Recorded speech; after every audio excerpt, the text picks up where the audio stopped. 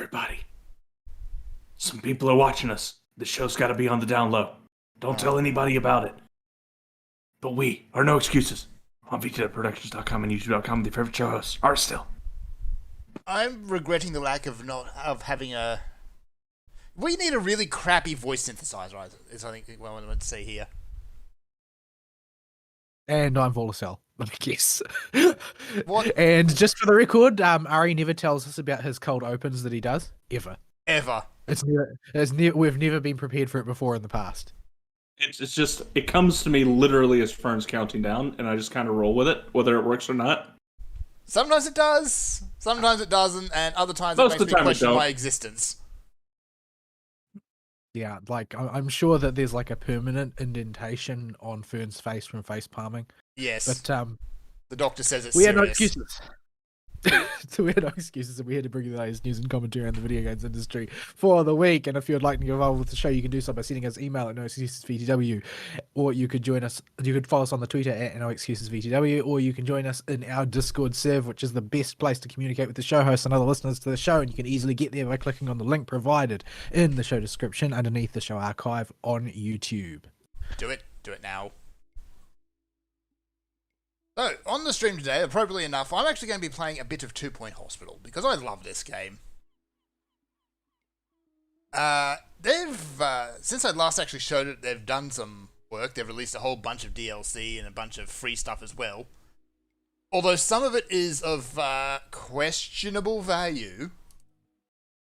For example, let me load up a hospital here called Croquembouche. Here we go. So I can actually now hire a member of staff, we'll go with an assistant, just because this belongs at the front desk. Plop him down there. Then I can go into costumes, and I can dress him up in a really crappy Sonic the Hedgehog costume. But why? I don't know. So that is now our front desk greeter, is crappy Sonic the Hedgehog. There was a crossover event that Sega did, because, you know, Sega loves to throw Sonic into everything. Literally everything. Sonic crossovers are a cursed topic right now. Yes. But because it's the whole 30th anniversary, it's because, oh, you know, we have 2 Point Hospital. Let's just put a bunch of Sonic items in there for everyone to have. Because, you know, what says more about walking into a hospital than you are greeted with, let's see, here it is, with this. One old Sonic statue. Because professionalism. Anyway, Well, I mean, if it's good enough for the Ark ship. I mean, I guess we don't talk about the Ark ship anymore, unfortunately. There is no more Ark ship. It's in the past. Yeah. Well, it still exists, you just gotta time travel. Is that like, is there an in-game explanation for it? No, No. I'm fairly sure they promised one. they promised a method, they didn't promise an explanation. Well, they Promised promised method, a we lot got of madness. things. Yeah, I'm not particularly impressed with that game right now. Logged in to get my login rewards and re-uninstalled it. It's so disappointing. Yeah, I can't bring myself to actually fire it up. It's just pure disappointment. And I enjoyed the previous one so much. Hmm? We'll see what it No, looks it's like bad. in, like, 2 years or something. I don't know. Or just go boot up Luster and do all the stuff you didn't do before. I mean, that's the only capacity in which I'm willing to play it. But at the moment, I'm just still saddened to buy it. Yeah. And besides, I have Final Fantasy, But which yeah, hasn't made me sad. it has not, and is actually having an event at the moment, which I really should participate in. Not So that yeah. I had time to fire that up either. Yeah, tell me about it. It's been a week. So yeah, 2 Point Hospital. It's Theme Hospital but modernized to the degree that they've even recycled a few of the old melodies that you can diagnose. Yeah, I was just wondering for a second, is he talking about music or is he talking about sickness? In one case, both, because Mockstar is a sickness where everyone thinks they are Freddie Mercury. Oh, I see. This is their version of the King Complex. That's right. Instead of Elvis, it's Freddy. And yeah, they do come in Well, complete with mustache I mean, and have you teeth. There is have a you lived in disease. California? There's a disease which Freddy was characteristically Yeah, not that one. associated with. Yes, not that one. I'm just getting emails all over the place. I just ordered a new desk, actually, just before the show from Officeworks. Oh, you found And one. It's not the flashiest one, but it has a nice set of shelves that go with it, so that works. So I've put the order in for it, but Officeworks insists on sending me like 6 emails saying, yes, you've purchased it. Honestly, I find that sort of thing comforting. Because every time I purchase something online, I immediately become insecure that something has gone wrong. Yeah. Oops, I didn't want to. What am I doing? So, I mean, it's good that they're being thorough, but we don't need 4. Seriously, guys, stop. That can go there. File cabinet, room works. Boop. Alright, so yeah, that's what I'm going to be doing for the foreseeable show future, provided everything doesn't explode. So, as part of my week, we've actually lined up a new router, because I think the one we're using at the moment is done. Well, it was certainly done last week when we were trying to do the show. Yeah, it kind of died a very slow, very painful death over the rest of the day. But I'm gonna treat it as a blessing in disguise because we had time to turn out the lights. Yeah, only just. So, getting a new one, and it's going to be one of these new routers that are coming out. These, forget what they're actually called, but essentially it's a set of 3 or more routers that kind of work in tandem. What? Yeah. What? So you spread these 3 routers around your house, and they give you complete Wi-Fi coverage. I believe only one of them actually needs to be plugged into the internet. I would What? hope so. Yeah. So are the others actually routers, or are they just access points? Yeah, they're just repeaters, or how does this work? Bit of both. They're also part switch, by the way, so you can actually hook your LAN into them as well. I'm not sure exactly of some of those details, so I'll tell you more about it when I actually get the things.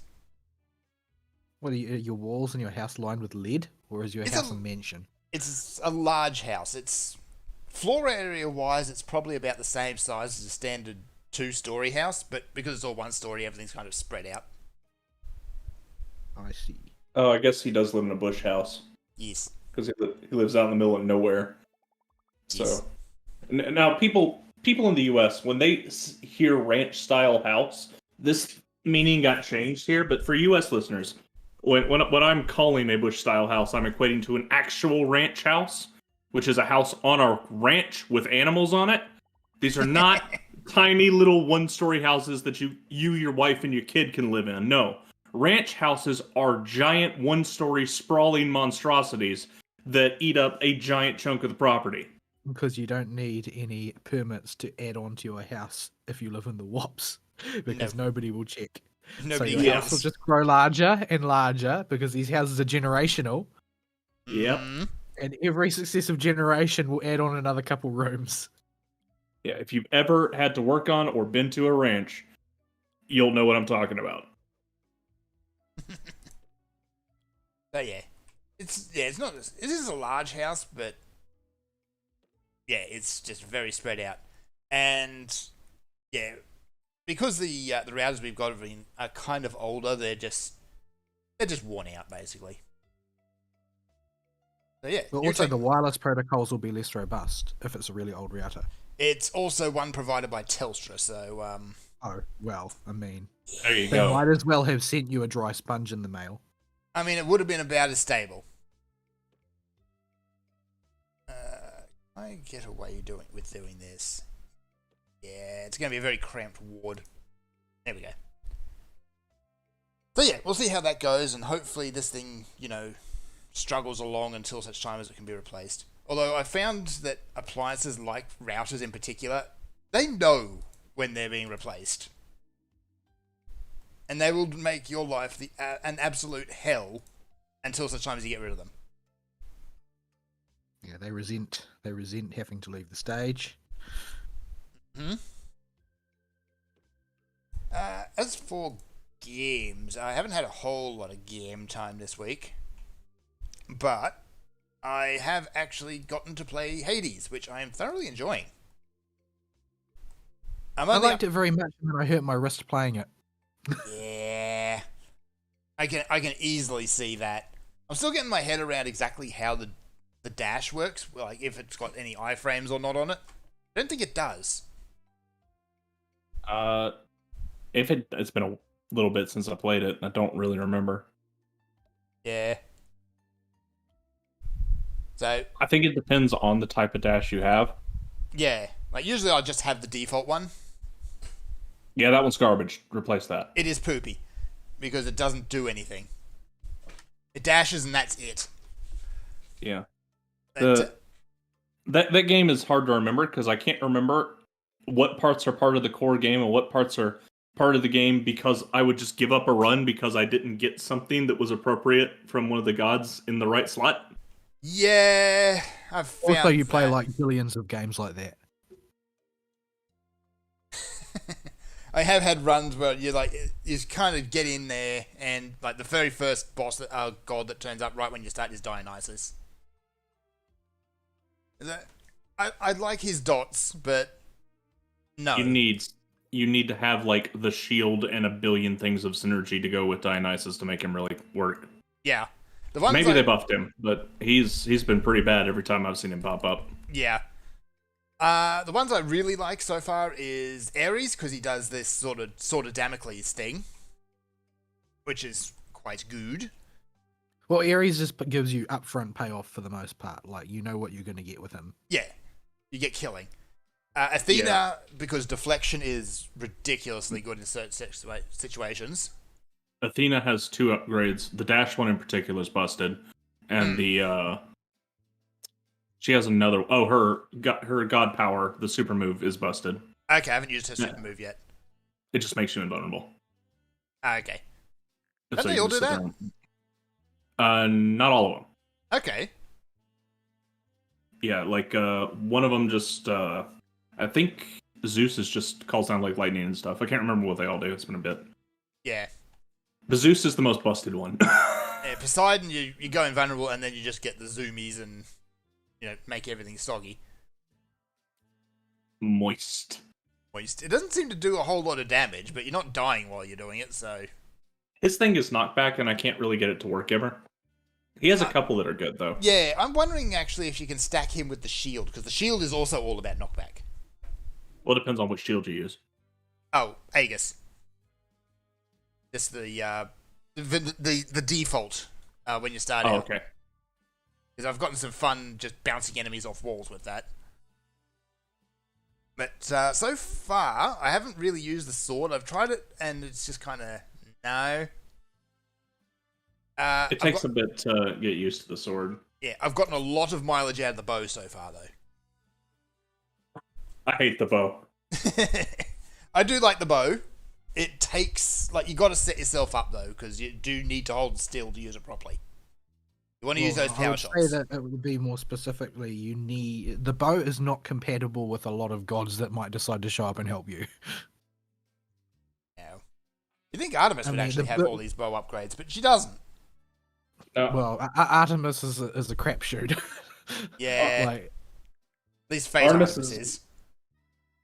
Well, in Hades, Artemis is a slot filler, or you can sometimes get lucky and manage to stack enough crit to make her busted, but it takes a lot of luck to get a run where you just get a whole bunch of Artemis upgrades. that's what I mean when I say she's a crapshoot. Like, you can't count on getting any benefit from anything she does for you. Because you might take her power and then it just doesn't do anything for you in any meaningful circumstance. Yeah. I'm going to stick this in the corner because it's something pretty. So yeah, Artemis she's all about crit by and large, but yeah, I haven't really played with her stuff too much. But yeah, I'd like to just play around with Athena stuff more because honestly, she looks like she could be broken as all get out. Have you messed around with the polearm yet? I have actually. I do like the spear. It's very versatile, especially compared to the sword. The sword just yeah.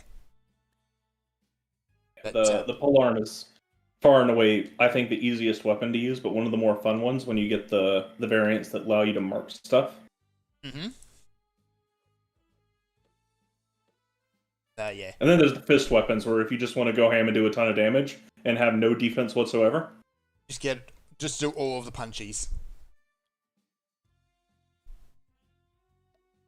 If it doesn't work, punch them harder. What's the last weapon? I haven't actually got that visible yet. How do I describe this thing? I see. It's a repeater. Sometimes, like the Bastion bolt shooter. But it also Okay. has a mortar on it. What? Yeah. It sounds like a heavy bowgun. Kind of. Not really. Kinda sorta no. It's really wonky to use. I've only finished a couple runs with it. Right. Oh, screw this run. This is Dionysus. One of those ones. Yeah, it's one of them ones. Dear. So yeah, I'm gonna keep chipping away because it is fun. The characters are a lot of fun as well. Although I do want to smack Hypnos upside the head. So, I don't know how many of these roguelite type games you play normally, Fern, but have you noticed that the game seems to carry over more progress between runs than most of them do? Yeah, I've noticed that. Even if you do have a very short run, you're still going to get a few of the shadow gems, maybe a key or two, which will inevitably let you unlock something. At least for the first few runs. It does slow down a bit later on, but... Well, the costs get astronomical, and you need to start having actually good runs to get anything. Yeah, you actually got to start getting somewhere. So, yeah, there's always something, and even if you do go in and you flub a run completely, you'll still get some commentary out of, like, usually, Hades himself. Yeah, you can still usually go back and talk to somebody. They'll have a story for you. Yes, and before you ask, yes, you can pet the dog. This is Fern's barometer on what makes a good game. This is what a lot of people's barometer on it. According to social media, petting the dog on the PS5, you feel him sort of purr through the haptic feedback controller. He does It's this like kind next level of dog petting. curl thing around it. Like, he really gets into that scratch. That is the goodest boys. Yeah, it's like next level dog petting technology. I guess. Because that's the most important thing to improve in your video game. Yes. You see, games get review bombed for not having the dog being pattable. It's a crime at this point.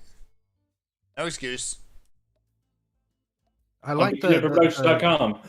I like the little maid head thing. She's strange. Oh, Dusa? Dusa. Or whatever her name is. I forget her name. Like, if you leave her alone long enough, I'm worried she might just, spontaneously combust in a big ball of nervousness. She's completely adorable. She is actually kind of adorable.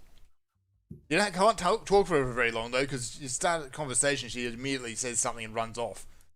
Yeah, eventually I got into the habit of just going looking for her every time I died and ended up back at base because I could never talk to her for more than like a line. Yeah. And I was like, I wonder if she's back this time. Yep, there she is, and there she goes. So yeah, I do like Dusa. Nyx is very serious, but, Lady of the Night hold business. Achilles is pretty much just Achilles, as you'd expect. He's its warrior guy. And Hypnos is an idiot and needs to be thrown out the nearest window. I do not like Hypnos. He's so annoying.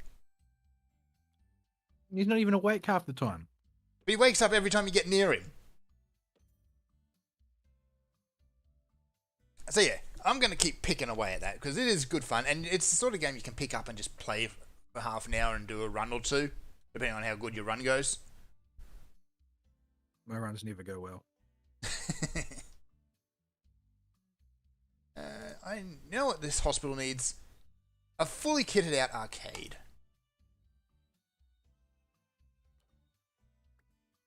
Remember, this game was made by Sega. So it's got to have claw games. There we go. As for the rest of the week, that's been about it. I didn't even really get much anime time this time around. You're not missing much. No, this season has seemed rather lackluster. I did try to start watching My Life as a Villainess, or Rose Lead to Doom. I really like that. I don't know why I find that show so charming, but I like it a lot. I do find it charming, and I'm not entirely sure why either. It's like, she's supposed to be the villain, the bad guy, but basically she's being a giant spaz and has made friends with everyone who's supposed to hate her. She's not clever enough to be a villain, to be quite blunt. She's not all that bright at all. And everywhere she goes, vegetable gardens pop up behind her. Yeah. Not for the most proficient mage either. Yeah, the earth bump. It's just a little bump. That's it. Little lump of earth. Alright, I need to... What else do I need to get this hospital started? Probably should put a pharmacy in. Oh, right, Athena's cast is busted. Isn't she supposed to have the homing cast? No, Athena sends a little shield ball out that does AoE damage when it hits. Oh, that's right, and deflects And everything it hits. Yeah, so all you gotta do is wait for something to throw a line of projectiles at you and chuck that out. Yep. And then you delete the boss. This works particularly well on things like the Hydra. I've only seen her cast upgrade pop up once. I don't even recognize what you're describing, so I must have never gotten it. Maybe. Oh, it does home a little bit. I just got it. Yeah, they all home a little bit. So, yeah, it is good game. It is very good game. It is also made by Supergiant, the guys who did Bastion. Yep. Which actually says an awful lot about the sort of game you got to be playing. I'm surprised you didn't mention the best character in the game. Which one? Boldy. Baldy? Sisyphus's boulder. Oh, yeah. I just... I've run into Sisyphus, and I like him. He's so chill. He's got his best buddy with him. Considering he's being tormented for all eternity, he is definitely pretty chill. And, yeah, arguably, he doesn't deserve his fate. This is compared to the last version of Sisyphus I played a game who took his giant boulder and used it to smash his way across time, space, and history. That Rock of Ages. That's Rock of Ages. That version of Sisyphus just one day woke up and decided he gave zero cares anymore. Oh, I mean, you ever had to push a big old rock like that? That stuff will make you jacked. Yeah? Well, traditionally, karma hasn't been a feature of Greek thought. No. Really. So, the idea that you're going to get what you deserve just doesn't exist. Yeah. You can tell that because Aphrodite exists. Her clothing apparently doesn't. Her clothing doesn't, but of all the gods, she was probably the most petty. And she just did no. generally horrible There's things. Zeus. Zeus is a thing. Zeus is a thing. Zeus is just Randy, that's all. Oh my. Yeah, the whole turning into a swan thing. Or, whatever. Or whatever. As long as it's got some appendage to stick into another one. Can I set this room? Yes, I can. Turn off... want that room diagnosis. There we go. All right, I have a You have basic little that hospital you here. can treat people. I've only got a very small ward in my first building here. I want a bigger one in another ward room because a patient goes into a ward for diagnosis. They're in there for a short time and they move on. If they're in there for treatment, they can sit there and take up a bed for ages. I do need to see though. Because yes, this is a hospital with an actual in-house pharmacy that doesn't send you halfway across town only to be told to come back in 3 hours. Well, how else will your in-staff doctors get their coding fix? Black market like everyone else. Or be able to stay up for zillions of hours by giving themselves their Adderall fix? Oh my. This has gotten grim Maybe all of a sudden. I mean, this is legit what in-house pharmacies are used for in the U.S. I don't know if you've ever heard of this, but there's a reason it's a trope in-house. I had not actually. It's been a long time since I watched House, actually. But no, I was not aware of that. Incidentally, House was a great show. Some of the bits of it I did watch. It's got its good episodes. Yeah, it Yeah, also looked had some really bad depressing to ones. No, I don't generally watch entertainment to become depressed. Yeah. I know Ari doesn't agree, and the fact he thinks that's what entertainment is for.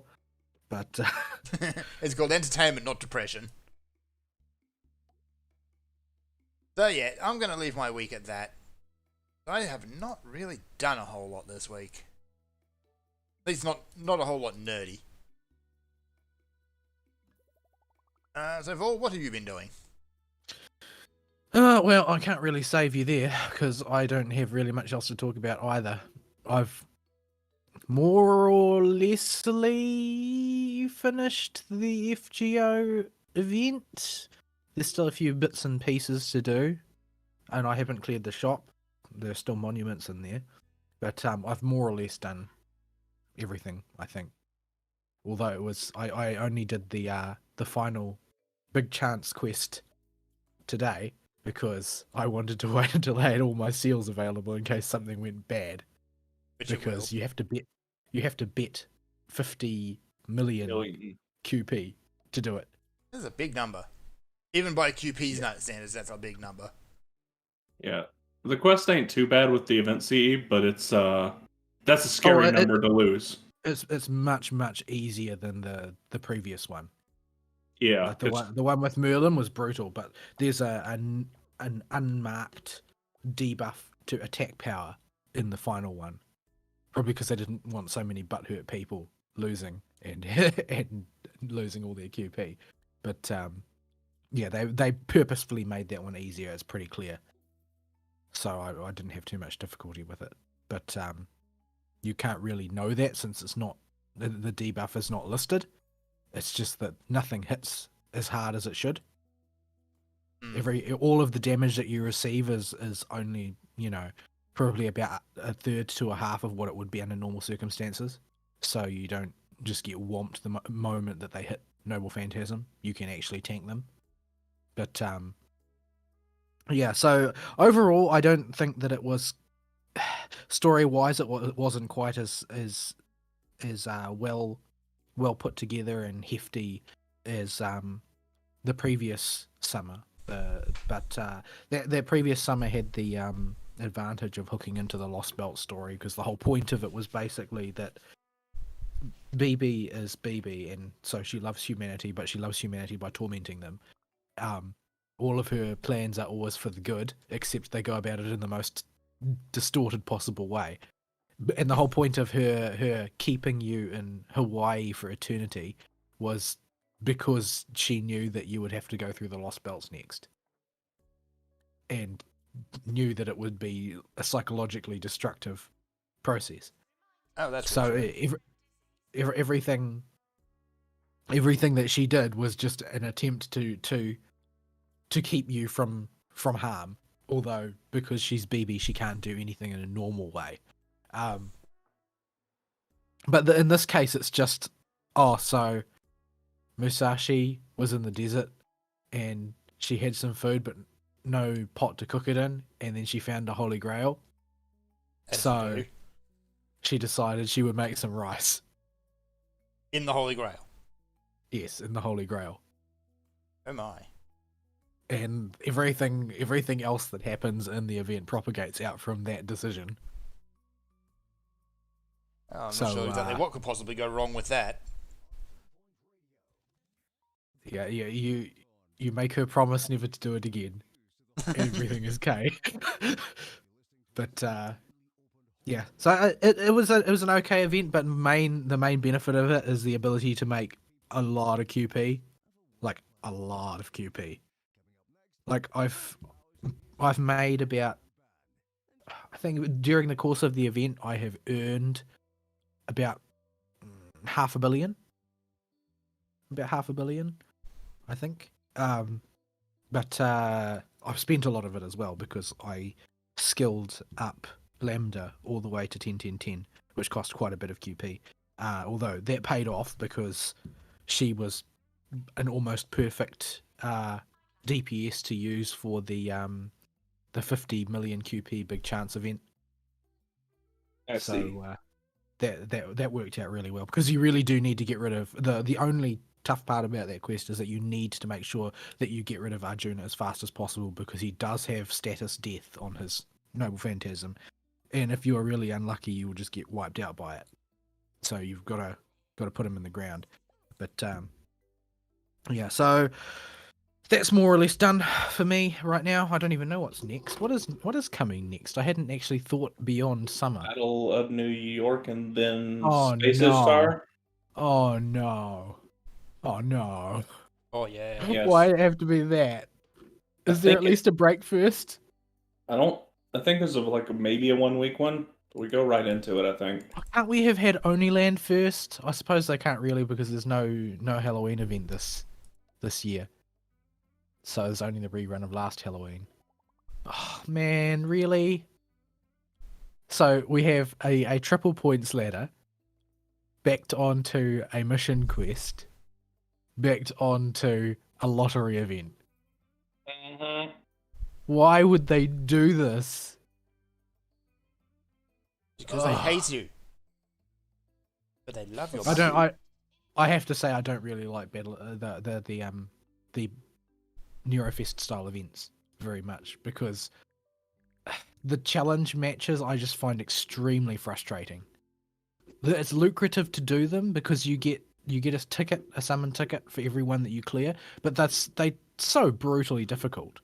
Unless you happen to have a gimmick a gimmick team that hard counters the particular challenge, it's just they're just murderously difficult to do, a lot of them, and the amount of time that you have to spend, thinking up how you're going to get through it is disproportionate for the reward. I think the reward is good, but oftentimes the quest just takes too long to do. I don't know if they've got any of the really bad ones in here. I think that they haven't rerun those until recently in Japan, like the infamous I think it's the King Hassan challenge quest. Mm-hmm. That was infamous for being broken, pretty much. They coded it wrong or something, so the I think the North American version was ridiculously hard compared to what it was supposed to be, and basically all of your servants would just die every time they got hit. There wasn't really anything you could do about it. I don't remember the details on it. I just remember there was a lot of butt hurt because it was nearly impossible and very few people managed to find a way through it. But yeah, I often skip the exhibition matches because they just take so long to do. My roster's more filled out than it was, so maybe I'll look online and see if there are any tutorials on easy ways to get through some of them, and then just do the easy ones. Because while a summon ticket is great, the lottery is a gift that keeps on giving for like months afterwards. Oh man, the lottery has chains and her sealed proofs of hero. You need both of those. Mm-hmm. Everybody needs those. Well, yeah. Bones, I would have preferred bones, but I'll take what I can get, to be honest. And there's plenty of QP there as well, plus the guild gems. Yeah. We got XP, I guess. So we go from Battle in New York to Halloween what Oniland, whatever that is, and then Saber Wars. I suppose Saber Wars is the one a lot of people will be saving for. So I'll probably won't spend any quartz in between now and then, and I'll take a punt on Space Ishtar since I don't have any Rin faces at all. And Space Ishtar has a lot of utility. So, although not so much right now, she's just kind of subpar. But once Castoria comes out, she becomes an extremely effective sort of like Dante's tier Omni Farmer. I see. Though I'm not quite sure how easy it is to get that to work for you, but Okay, they had a 2-week break between current event and Battle in New York in Japan. okay, well, I mean, we need it because I've been farming FGO nonstop for weeks now. I don't know how much more of this I can take. Oh, But, and if you do decide to do the challenge quest this event with Fuma, set aside like a good 20-30 minutes. No, really. He's a attrition fighter. He's a ninja. not a very good ninja. His last break bar has over 1 million HP, and the CE only goes so far. Well, I mean, that's not that bad. Like, with a regular non-MLB Black Grail, my MHXA hits for about 700,000. So it's not bad. No, it's terrible. Please don't. Yeah, 700,000 for first break bar, 850,000, 1 million for his last one, and he summons 250,000 HP clones. Oh yeah, Why do they because always of do course it that? does. He only summons 2 throughout the fight though. So Well, that's something I suppose. I But, suppose. bust your Memelands out. I used Memelan and Casternera. I remember. I think that this might have been the event where they. Oh no, that was a different one. I think it was last year. And Vol's gonna love this challenge quest because it's entirely RNG every single turn. Yay! You have a chance every single servant to get either skill seal or NP seal Yay! every turn, and it's something like a 33% chance for both, from my experience. How about instead of that? No. Unless you're No. my middle Merlin, he just didn't do anything the whole fight because he was skill sealed and NP sealed every turn. Yeah, there's a reason why I skip these. It's pure stress condensed down into FGO fight form. Thankfully, he has no kind of damage buff or anything like that. It seems like he doesn't hit that hard, but it doesn't matter. He'll just kill you through attrition. Well, I mean that's what happens if your memelins aren't going to work.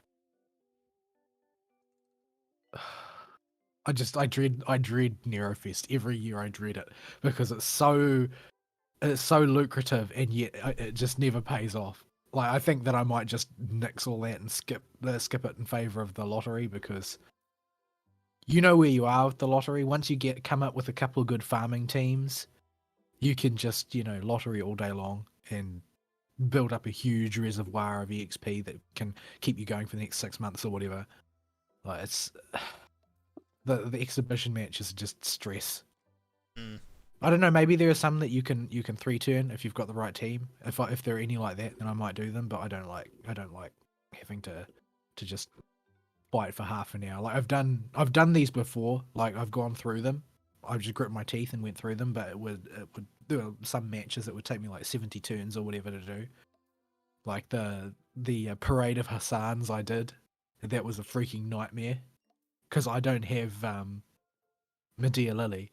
So I had to do everything the old-fashioned way, which meant use Iris Veil and use Team Guts and just resurrect all the time. But So that's what smelled like cheese.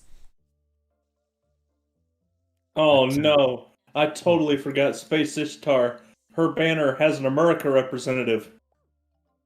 Which Oh, one? right, yeah, Calamity Jane, Okay. a servant that nobody remembers exists because she's not very good. America, Yeah, but she is a Murica servant. He's a murder and servant. therefore I have to get her. I don't even know anything about her. Like She at was all. she I was just know the just a name. competition shooter, from what I understand. That was it. Yeah, but she got that movie. I think she did get a movie, but she was a competition shooter in the Wild West, and that was it. Yeah. Well, how do you get a nickname like that? She was really good at it, but I don't actually know much about her real history. From the She's watching kind the of a movie, I only footnote. watched it like last year, and she was like, she was one of these loose cannon people who just kind of did whatever the hell she felt like most of the time.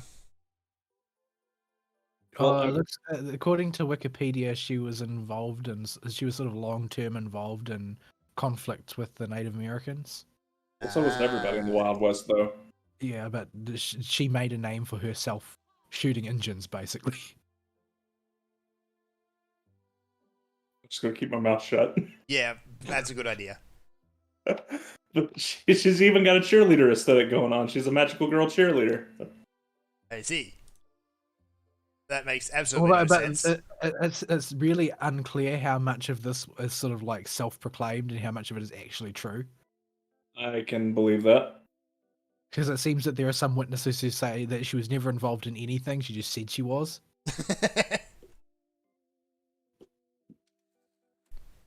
Yeah, it seems like it's a very unclear situation where she may in fact have just built a legend for herself artificially. A little bit of embellished truth never hurt anyone. I think that that's probably categorically untrue. Oh, definitely. I'll drop a live show chat picture of her in FGO interpretation. Also, there were, that event comes with an incredibly silly Mystic card. But I see. yeah, that's a ways off yet. I'll have to try and find a way to survive Neurofest. Joy without chewing your face off. Do not want. I played a little bit of Monster Hunter Stories too. It's sort of at that particular spurt of playing, it had seemed to get sort of stuck in the doldrums of go to place, kill monster, return to base, go to place, kill monster, return to base, like it was a regular Monster Hunter game instead of a story-driven game. Yeah. And so I've sort of been stuck in that. And honestly, the story's gotten a bit repetitive because it seems to be following a line of basically every second thing that happens, your character forgets about the importance of kinship and has to relearn it again. Okay, but why? Considering I don't nobody ever know. shuts up about it. Yeah, well, that's just the way it be. And so I'm currently accompanied by Cheval, who's turned up again, and he's not edgy at all. Not even a little I bit think of he's- edgy. I think he's in his post-edgy phase, Oh, and good. he's still embarrassed about having been edgy when he was younger. But Yeah. he seems to be endeavouring to teach you the true meaning of kinship, or something. Which you repeatedly. apparently forgot Yes, repeatedly. repeatedly. So yeah, I'm glad at least Cheval makes a reappearance because like, he's kind of a big deal in the first game, even though he spends most of his time off screen being edgy. Then he shows up, is edgy, and then leaves again. Like, okay, Yeah. his mother died because a Nagakuga fell on her. And it's like 1 year later, now he's edgy. There's no explanation for anything else. He's just edgy now. As ways to go out, though, putting on your death certificate, died from Nargacuga falling on top of you, would be pretty rad. Yeah. It was a very angry Nagakuga. So, you know, just regular Nagakuga. So more and more I've been finding that the instantly finish the battle function that it's got is not merely useful and helpful, but it's actually completely necessary because there is no feasible way to remember all of the patterns for all of the monsters. It's just not practical. And the only way that you can actually, you know, get along, more or less, unless you literally write down everything that you see every monster do, you can remember maybe the half a dozen that are in the area you're currently playing in at one time. And then you just have to rely on the insta kill for everything else. Is there no like analyze function like there is in Sona to tell you what something's weak to after you find it once? No. No. Okay. The first game had an analyze function where you use the binoculars, but all that would tell you was what it leaned to. Which would be useful in the second one because a monster will tend to stay with, like, preferring one type of attack over another until it They don't changes merely stance. prefer it. They never deviate. Yeah, They never deviate outside of a stance. yeah, so it makes them nice and predictable. The first game, a monster will have a string of attacks that they do. Like, they might go...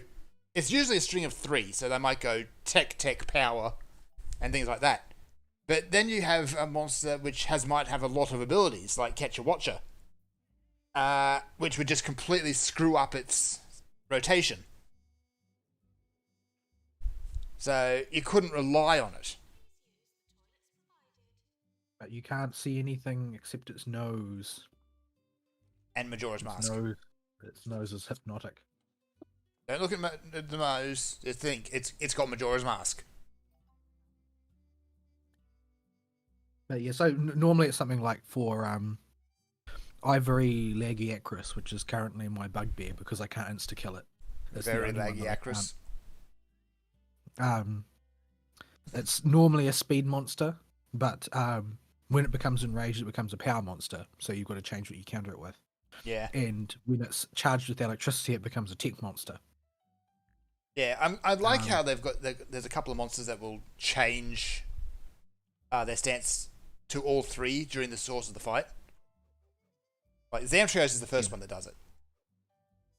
Yeah, Agnector's similar. Like, Agnector is a speed monster, and if it has used its thing where it dives into the ground recently and gotten magma on it, it will become a power monster. And when it becomes enraged, it becomes a tech monster. So, yeah, but you can only remember so many of these things, and there are lots of ones that you can easily mix up. Like, the variants are all very different from each other, and some of them are not. Actually, that's like, you can use the same strategy for some of them, and then some of them will just screw you. Like, it's always a bad idea to get things the wrong way around when dealing with the Tigrex, and you will, because the only Yeah. difference is color. But And angriness. well, I mean, the angriness is as far as expressed through game mechanics is just a function of damage, but the patterns are different. Hmm? Even though the 3 stances that are used are generally the same for most variant monsters, excluding ones that have like major changes in element, like Ketchawacha and Ash Ketchawacha. Generally speaking, the stances are the same, except that the moves that they correspond to are different, which can be very frustrating. Yes. Also, I think Nagakuga looks ridiculous in green. Yeah, it does. It should not be a green Nagakuga, because it's just No, awful. that doesn't make any sense. Like, there is one animal with green fur, and it is the sloth. Yeah. And you don't want to know how he gets that. Is there a sloth monster? No.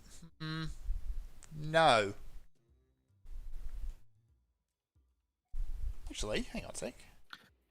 At any rate, so it's I don't want to say I'm not enjoying the game, but I feel like it's dragging at the moment. Partly because the story doesn't have much momentum, and partly because I've got Monster Hunter syndrome, where the burden of the knowledge that there is such a thing as high rank is sort of weighing on me.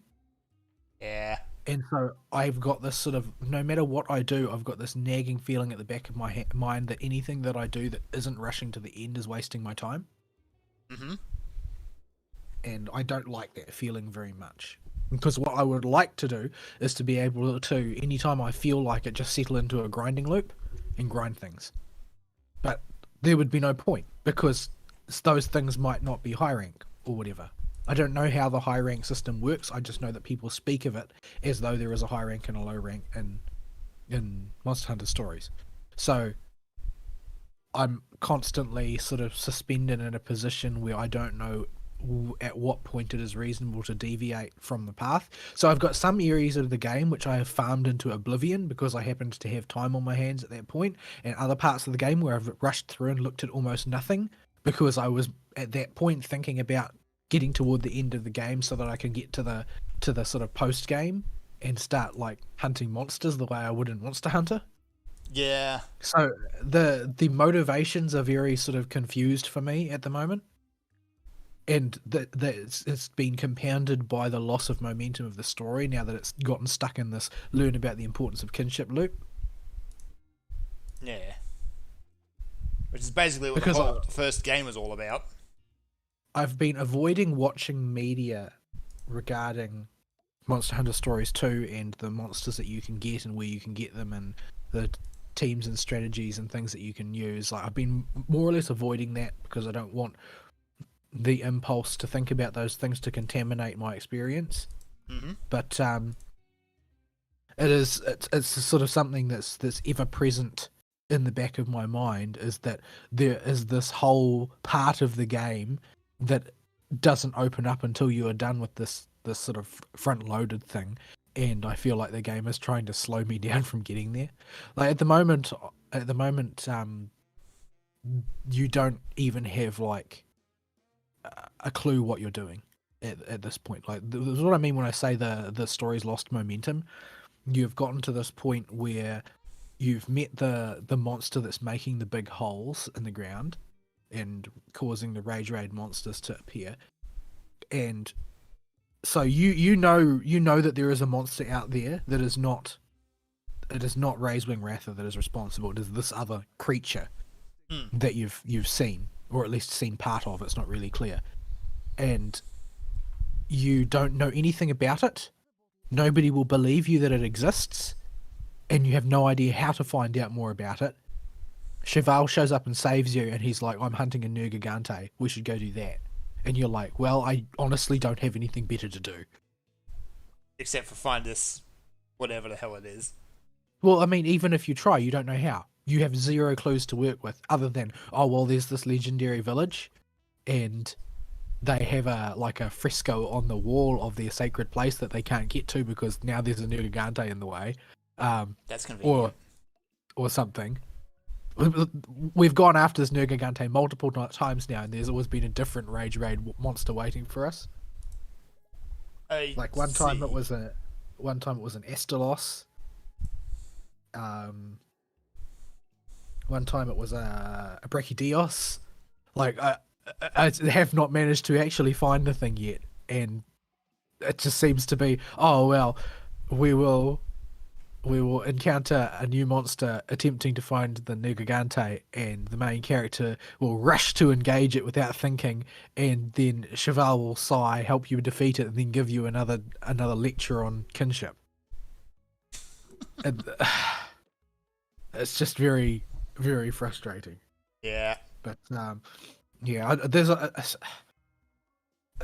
lot of things that sort of try and bait you into behaving in ways that are inefficient. Like every piece of gear having those 3 tiers to grind up. It's like, well, you could, but what would be the benefit of doing so, since the next time you meet a new monster it will make that weapon redundant? And it keeps happening. It keeps happening. The game is its own worst enemy in a lot of ways, and I gather a lot of that starts to level out as you get toward the end of the game and things start opening up. But at the moment, the game is its worst enemy because the story has weakened because of its reluctance to move forward, and I'm in this position where I'm sort of near the end of the game, I feel, but not at the end of the game. Yeah. And so everything is like, it's a toss-up whether or not what I'm doing has any importance whatsoever. But yeah, it's quite an awkward position at the moment. I just need to push through it, that's all. Yeah. Huh.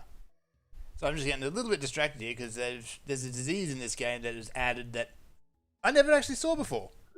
Head crabs. As in Half-Life head crabs. That's Not really a conventional pathogen. No, it's a definitely inconvenient one though. More real than a certain one that the media's been hyping, though. Not talking about that. Talking about that I mentioned We'll get removed from YouTube. again. I mentioned nothing by name. Ugh. Also, I've been dumping memes about Monster Hunter that I find just laying around on the Reddit in the live show chat while y'all were talking about it.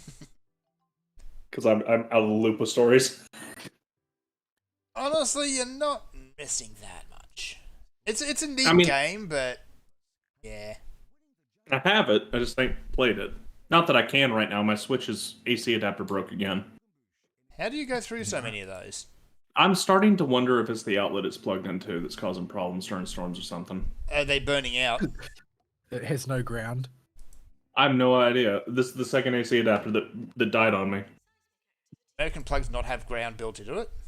That's kind of weird. They should. They should. I know that there's something wrong with the ground in one of the outlets in my room because if I try and run my laptop off the mains from it, the touchpad doesn't work. It spazzes out instead. Oh, that's handy. But yeah, I think that I'm just at a rough point in Monster Hunter Stories 2, and I don't think that it's really a major knock against the game itself. I'm just in a sort of an awkward position where it plays on my neuroses about grind compulsion, and I'm not supposed to be grinding, and I have to keep reminding myself constantly, don't grind, don't stop, don't try and level up, don't try and improve your equipment, because you're just wasting your time. As soon as you go around that corner, all of your work will be obviated, so don't do it. Yeah. And yet you can't help yourself. Well, I'm having to try and help myself, or I'd never get anywhere. Yeah. My goodness. So yeah. But yeah, it's still a good game, and I still like playing it. It's just I feel like it doesn't like me playing it. It's trying to bully me, and I don't want to have a part of it. So I'm just going to push on and get to the post game. Then I can do all the cool things that other people do. Then build the cool teams, get the cool variants, hunt them down. Get disappointed that I can't get rare genes on them, that sort of thing. Yeah. I know. I've got Like, I've more or mimes. I've more or less ditched raising other monsters entirely because there really doesn't seem to be any benefit to doing so. Yep. Not if you're going to replace them as soon as you get to the post game. So, I'm still using my Royal Ludroth, for instance, and to my intense frustration, Kechawacha is my main climbing monster. And I was still using the blue Yankutku, and I've got Nagakuga and Tobi Kadachi as my speed ones. Yeah. I'm trying to remember who my party is. What is this thing, Vol? This Kechawacha thing? Kechawacha is a fourth generation monster. It's like a No, I found a picture, but it's like what? Hey, it's a big-eared monkey It's a thing. Coliga, isn't it? It's a So- Coliga. Yeah. I don't know how you spell Coliga. No idea. There's a U in there somewhere. I'm gonna autocorrect cauliflower. Coliga. I'm not sure that's how you pronounce it, but I know what you're talking about. Because it can fly. Yeah. It's basically a bat. Monkey. It's a bat with a trunk. It's Monkey like bat if you attach if you graft a sloth's hands onto a bat and give it a tapir's face, and yeah, Yeah, I posted a picture of it in live show chat. This thing's just weird. It is weird. It is a is lot of weird. fun to fight, though. I do not like him. He spits on me. Yeah, he does that too. His primary special attack is mucus. He likes to phlegm. He just hocks a loogie at you. That's his primary ability to other than just hitting you. Yeah, it could be worse. It's a rude could be monster. Kongolala, who, I'm sick of Kongalala as well. yeah, he's There's everywhere. full of- currently in the area that I'm in, there's just green ones everywhere. That's another I monster don't that know should be what- green. I don't I don't know what the difference is between a green one and a pink one, other than the green ones have more health. So I don't know what was the green Congalala one that exists as a variant in the previous game? Yeah, it's always been there. What does it do different from the regular? I poop honestly can't throwing piece of remember. crap? I think it paralyzes? No, that's based on its mushroom. I'm not sure. I'll have to look it up. Its status effect is usually tied to the mushroom it's holding and eating. It's a monkey with ridiculous hair.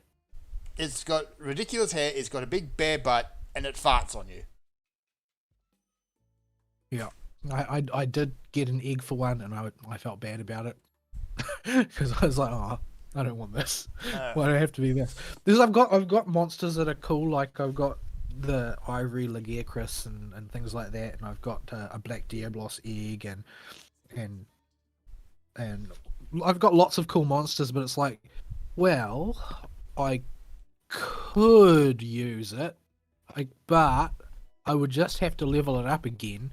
And I've got all of these other ones that are already leveled up, and if I don't stop to level something, then maybe I can get toward the end of the game and get cool variants that do cool things and get Elder Dragons in my party and stuff.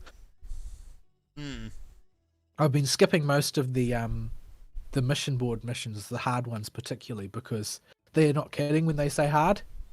Like, I'm a bit over leveled for most things, but if I do the hard ones, it's still a situation where unless you are 110% prepared with a roster and gear to fight that particular monster, if you deviate from the ideal path in that fight by 1 iota, you'll die. Yeah. Oh, okay, here we go. Emerald Congalala. The biggest difference, aside from its greenness, it farts more. That's it. Impressive. It is. It has more beans in its diet, I guess. It has more It's the farts. Taco Bell Congalala. Oh no. Taco Bell. The evidence that Aristotle is easily influenced by the correct type of advertisements. I did go buy Taco Bell that week, or that day, next day. Distance. Speaking of, I watched one of Iris's streams the other day just to see what she was like. And I've been a fan of Red Juice's drawing for a long time, but it does not. I don't feel that it translates very well into a live 2D rig for a VTuber. No, she looks incredibly awkward every time she moves. Like that, he's an illustrator, not a designer. Like, he draws illustrations, and as an illustration, his character designs work great. But as a live 2D rig, it's kind of weird, and she ends up looking kind of squashed every time she does anything. And Not to mention, aside from the weird depth problems she has going on with everything because of that, she has just this off-putting look whenever she collabs with the other girls, or her picture appears next to them. yeah, because it's so different from everyone else in Hololive. And you know, I'm speaking as someone who's a big fan of Red Juice's art. His illustrations are great, but they're not for this. It's like it's not fit for purpose, if you know what I mean. But yeah. Also, she has the personality of a dish rag.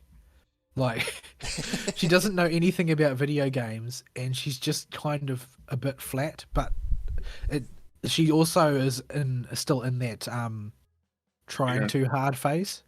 Yeah, still figuring it Basically, out. every streamer and VTuber goes through that phase where they're trying to be something, and therefore they're not relaxed and they feel very artificial. But yeah, I mean, she's a more soft-spoken sort of character than most of the other EN VTubers, who are all very loud personalities in their own particular way. For better or worse, looking at you, chicken. Chicken. Yeah. Well, the chicken's busy doing lots of public appearances right now. So, Good, the public can keep her. but yeah. At any rate, I'm sort of interested to see how she develops, but I think her streams might turn out to be quite interesting because it just seems like she's got very little gaming experience. Like if you look at the sort of cross section of the things that she reacts to like she knows about versus the things that she reacts to like she doesn't know about, it seems like she's done nothing but play Nintendo all her life. Like she basically doesn't know about anything that didn't appear on a Nintendo console. Like she has, and I quote, heard of Skyrim. Everybody, literally everybody, has heard of it. The home of Skyrim is pretty much everywhere but Nintendo consoles. Because even though you can play it on them, it came there really late. But Yeah. But yeah, so it seems like she was probably hired for her voice. Which, considering she was hired to be a singer, I guess makes sense. Yeah, But, she comes off not as a typical e-girl thoughty type, but just as a normal, boring e-girl when I listen to her right now. Yeah, she's just kind of, like I said, she's got the personality of a dish rag. Like, she's just blah. And anytime I've tried to listen to her, I don't know if you've got this impression from her, but she just seems scared to talk about anything, like she's going to offend somebody. Yeah, I think that I've been putting that down to sort of like early career hesitation so far. I think that the remedy to that is lots of collabs, to be honest. Mhm. Because that was true. Like as far as I have seen amongst all of the JP Hololivers, by far the shyest one is Ayame early in her career, and pretty much the only way that she came out of her shell was by doing lots of collabs with people, because she just doesn't interact with people very much. She's definitely an introvert. Why Yeah. she decided to become a VTuber while being a raging introvert, I don't know. But It's okay. She's got the pirate to help her. yeah, I think that Iris's issue is that she didn't debut with Genmates, and she hasn't done very many collabs. And as that situation erodes and she becomes part of the group, she'll be probably more outgoing. I think she's only done one collab stream so far because she's still just barely old enough to have them. She did keep talking and nobody explodes with Ina, and she did the group collab with the other day on the Gartic phone thing. Right, the cursed drawing stream. Yeah, I haven't watched it yet. I've just seen the memes. I haven't watched it either, but the memes are pretty terrifying. Yeah. But I think that Ngura is now the mistress of cursed streams. She's streaming Devil May Cry 3 right now, and I'm glad it's during the show so I don't have to watch it out of obligation because gotta watch my Devil May Cry. Yeah, watch it later. No, It's 'cause it'll hurt. painful watching her play Devil May Cry. It really is painful. Oh no. Like, she's actually worse than me, which is just unspeakable. Let me put it this way to you, Fern. Me watching Gura play Devil May Cry is the same as somebody that has only heard about Fate trying to explain the entirety of the Fate Lord of Olisel. That sounds like madness. There's something that happens on the internet pretty much every day. Someone trying to Like- explain fate. No, it's like people will go on like a forum community or a Reddit board or whatever, and they will ask, like, they will start talking about their idea for something in the Type Moon setting, and every factor of it is like the phrase is not even wrong. Like, it's Yeah. just, it's like it would be, it's too wrong to simply call it wrong. It's like the point of reference is completely alien to what they're supposed to be talking about. So that sort of thing happens a lot. But Gura trying to play pretty much anything is like that at times. Gura is just really bad at everything that's not a rhythm game. Like, she can pick up and womp a rhythm game with a little bit of practice. She's quite good at that once she gets the sort of the timing and the frame delays down. But give her something else to do that is incredibly incredibly simple, and she will just bash her face against it with no success at great length. But I think a lot of the Ian girls are like that. They're just a bit thick when on stream. That doesn't seem to translate off stream. Like if you look at the way Ina acts on stream, like in say their Dead Space stream, it was just she was clownishly inept at just operating menus in like the item crafting screen or whatever. But if you look at like between two streams, the things that Enum gets done in Minecraft is pretty spectacular. Like she has constructed for the purposes of dispensing unlimited amounts of materials practically everything on the Ian server. Yeah. Like there's just vending machines for every conceivable material now, and it's just stuff Ina did for fun off stream. But get her on Okay. stream and she becomes a cabbage. Right. Gura, however, doesn't know what 2x2 is. No, She Gura has she has short math-related brain. issues. She has. Oh boy, don't watch Gura try to problem solve in real time. You'll hurt yourself. Short brain. Oh, I watched Gura's Grime stream the other day, and that was just agony. It was pure agony. Like I can't play those types of games. That's why I never made it very far through Hollow Knight. That sort of jumpy, aroundy, high stakes combat type of thing. But my goodness, it was painful watching that. Yeah, I didn't even bother watching it. I don't know how much of it is that she's just straight up bad, and how much of it is that she is the sort of person who is convinced that she can operate after 36 hours with no sleep if she just drinks enough Monster. Wasn't she hungover too from one of the singing streams? I don't know. She doesn't generally drink. Yeah. I don't know if she was actually drinking, but she sounded she- drunk and had the RuneScape beer. She doesn't generally drink alcohol, but what she does drink is catastrophic quantities of caffeine to make up for the fact that she can go, routinely will go 24 hours without stopping to sleep because she's got things to do, That and she sounds- doesn't seem to respect the circadian rhythm at all. I can Sounds like respect health. that. I'll share this cursed image for the post stream that I did watch after she finished playing Grime. Oh no. It might be the most cursed thing you've ever seen. Oh no. I don't know. I think it was more cursed when it was Bloop, That's true. with the animated lips on Bloop's face. Why would you do Uh-oh, that? That's right. I think I remember that. Yeah, I sent that to Fern and I think Vol earlier this week. Once I watched the stream, I'm like, this needs to be screen capped, and they need to share my pain.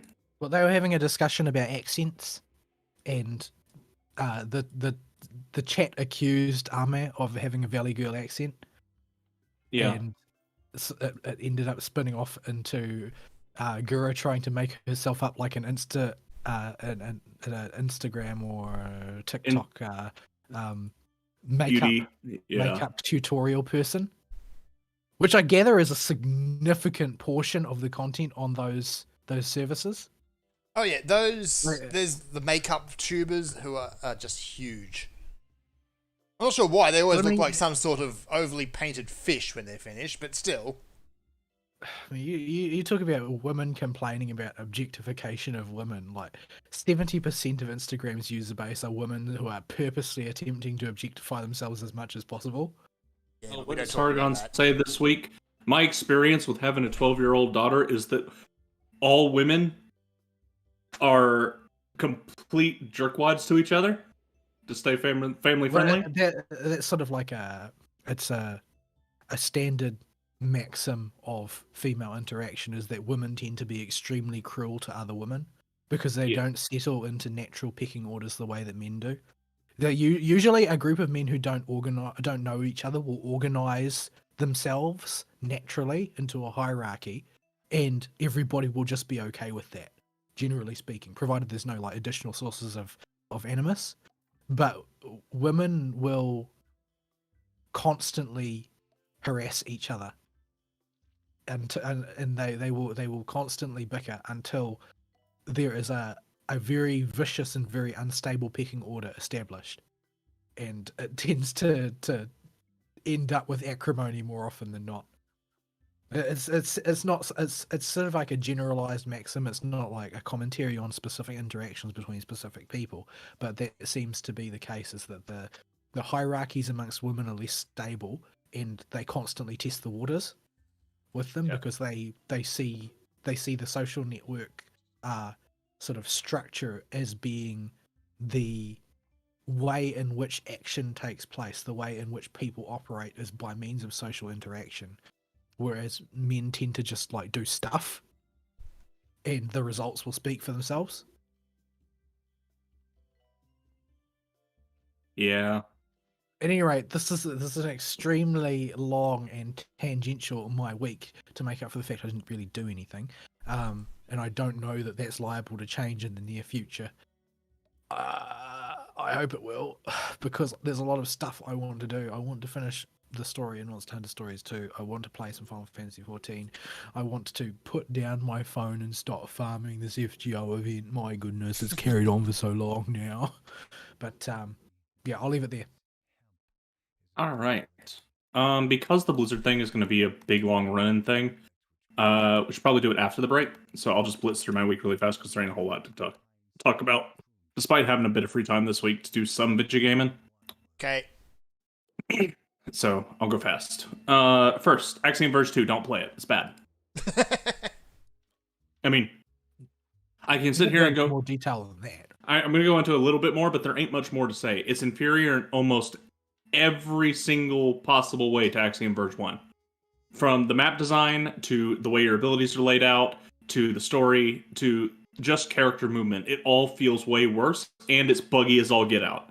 There is a bug. Is it released, or are they in like early access, or what? It was a surprise release in the middle of the week with no announcement or fanfare, just dropped after being teased forever. So, we'll start on the bugs. The biggest bug is, after the midway point of the game, you get the ability to ground pound in the air with a specific weapon equipped. But this animation does a lot of damage if it hits an enemy, but if it does, and you happen to take damage before the animation finishes, you get character locked and have to teleport to unlock yourself. And this means you have to leave the screen and abandon whatever you were doing and come all the way back to that spot on the map to resume it. That is the biggest bug. Now, thankfully, this is not necessary to accomplish, from what I've seen, anything in the game, but it is obnoxious and means you cannot use the highest tier weapon ever, basically, because if you're in the air, you'll ground pound if you attack with it. And all the weapons are now melee weapons, except for the boomerang, and the boomerang is bad. Don't use the boomerang. But the boomerang's bad. It doesn't do enough damage. You'll be there for hours. Do not use the boomerang. So, yeah. And then we have how this got by. I know it's a team of one dude and maybe one or two other people that come and help him sometimes, but eventually you unlock fast travel at the halfway point of the game, and you can teleport to any save point. This is done by opening the map screen and hovering to the room where a teleporter is and pressing triangle. If you move your cursor onto a room that you have not discovered yet, and it happens to have a teleporter on it, and you press the triangle button, even though there's no prompt, you will teleport to it? This is clearly a bug. Yes. And at first you could be like, oh, that's interesting sequence breaking, because the first Axiom Verge is, I'll talk about more about what it's like in a bit, but it had this weird kind of sequence breaking nonsense in it that was really fun and interesting. This is clearly a bug. And you know how you can tell it's a bug? There's a trophy for beating the game in 4 hours, and you can warp straight to the last boss. What? From the halfway point. Right, so yeah, somebody didn't do all the testing they should have. Yeah, so game's buggy. The other problem is, first, the gameplay. Previously in the last game, you had a gun with 80 bajillion different firing modes that were all fun, unique, and interesting to play with. Not all of them were great, but they were all different and served a functional purpose, and I found myself using almost every single one at different points in rooms in the game. In this game, you have an ice pick. It is a boring, fairly fast melee attack that you have for most of the game that you eventually replace with an axe. That is slower and has an overhead arc to it. That is bugged, so you can't use it, so you have to use the ice pick again. Which means you don't do very much damage. The damage you do is pitiful compared to what you could do in Axiom Verge if you really got stuff going. And the melee attack is just unsatisfying to use because all of the enemies have a close range ability as well that will do damage to you before you even get the swing out most of the time. Is this on Steam? No, it's on Epic Games Store exclusive. Oh, I was wondering why I hadn't seen it. It's PS4, Switch, and Epic Games Store exclusive. So I'm playing the PS4 version. I will not be completing the PS4 version because I had a really bad time with this game. And the other thing is the map design. So he had this great idea in his head that didn't translate well in practice at all. In the first game, there are secret areas where if you run into a glitchy-looking wall that's randomized, and to set us, there's about 100 locations in the game that are just normally just walls. They'll be like in the middle of a corridor or something, or down a chute. If you run into that wall, it'll eventually open up a secret area in the first game. And these will be very retro-style Metroid areas that are really glitchy and wigging out. They look like they're ripped straight out of Metroid and intentionally glitched out, and they're really cool looking. And at the end of them, there's a really hard mini-boss, and you get one of the super weapons if you manage to find these things. Because there's no indicator on the map, and you have to just keep your eyes peeled while you're running through the world. In this game, he decided to make this an entire mechanic for traversing the map, where you have the ability to enter what he calls the breach at certain breach points, and pretty quickly you get the ability to exit it wherever you want, though. So what you have to do is find entry points to this thing, walk around in this breach area, which are these same glitchy, weird, broken NES-style zones, and then exit out and after you've moved a few rooms to traverse yourself in the main world. And every room in the main world corresponds to a room in the breach, and things you do in the breach can affect the real world. So when you're moving back and forth, you can change stuff. And that element's cool, but it's hard to describe how bad he screws it up. Because some of the ways you have to access it are pixel perfect in jumps to get to where you need to go. And getting to a point where you can figure out what room to exit becomes a case of trial and error. Because you'll be one room over from where you entered. And if you exit now, you'll be behind one wall. But what if there's another wall past that wall you can't get around? Oh, that wasn't the real spot you were supposed to come out of the breach yet. So you've got to teleport back to the save point, get back in the breach, go to where you think the right exit point is, come out of the breach, and then realize you're still not in the right spot, and the switch is actually one more room over. And repeat. And it's just really tedious, and these areas look boring as sin to go through. They're just glitchy NES levels. They look like somebody vomited on the screen. Ick. I absolutely hate it. And the main world isn't that interesting either. Previously, we had a very underground cave system type deal going on with fun ways to traverse that. In this one, we just have some kind of alien planet that just has, slightly different looking flora and fauna, and then you have the glitchy breach.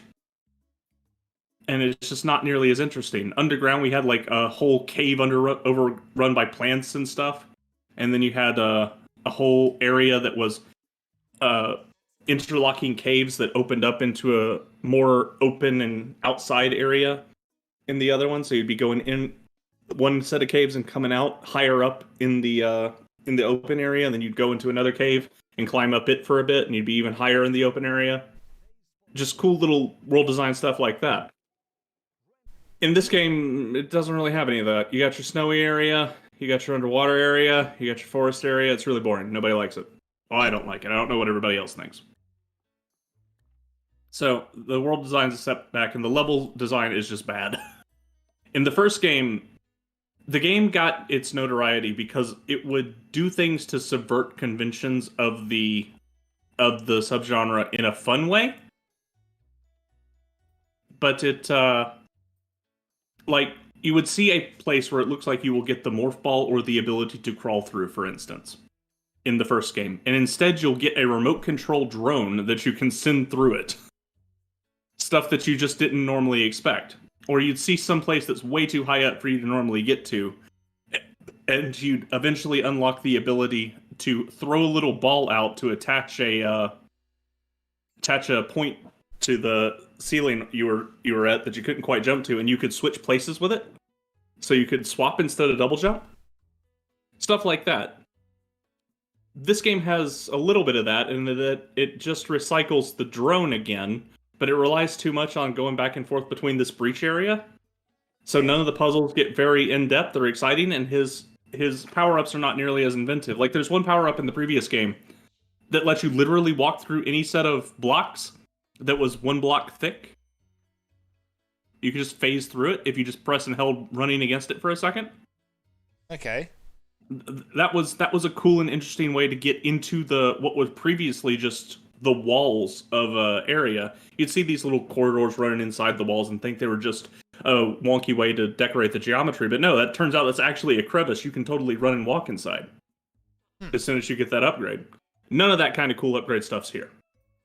The closest we get is the slingshot with the drone that makes a reappearance, where you can attach the edge of a square corner and slingshot yourself and get some verticality that way, but it's just really boring and kind of glitchy in how it sticks to stuff, so it doesn't really work, because you'll just wind up going, okay, I know that can stick to that thing, but it's just not sticking until it finally does stick.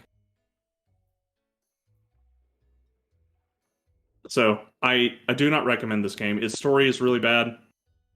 I can't even tell you what's going on in the story. The girl you're playing as is one of the big scary monsters before she became a big scary monster from the original game, and she's looking for her daughter, but she acts like a man looking for his lost daughter instead of a mother the whole time, and this bugs the ever-living heck out of me. Because Right. as somebody that grew up around girls their whole life, when women don't act like women, and especially when mothers don't act like mothers, I notice it, and it annoys me when mothers don't act like mothers. Because if this was a mother, she would be in hysterics and monofocused on this, instead of stopping to have a conversation with everybody she runs into and have a nice scientific discussion about total technobabble that doesn't make any sense. Well, the game is being written by a dude. Yeah.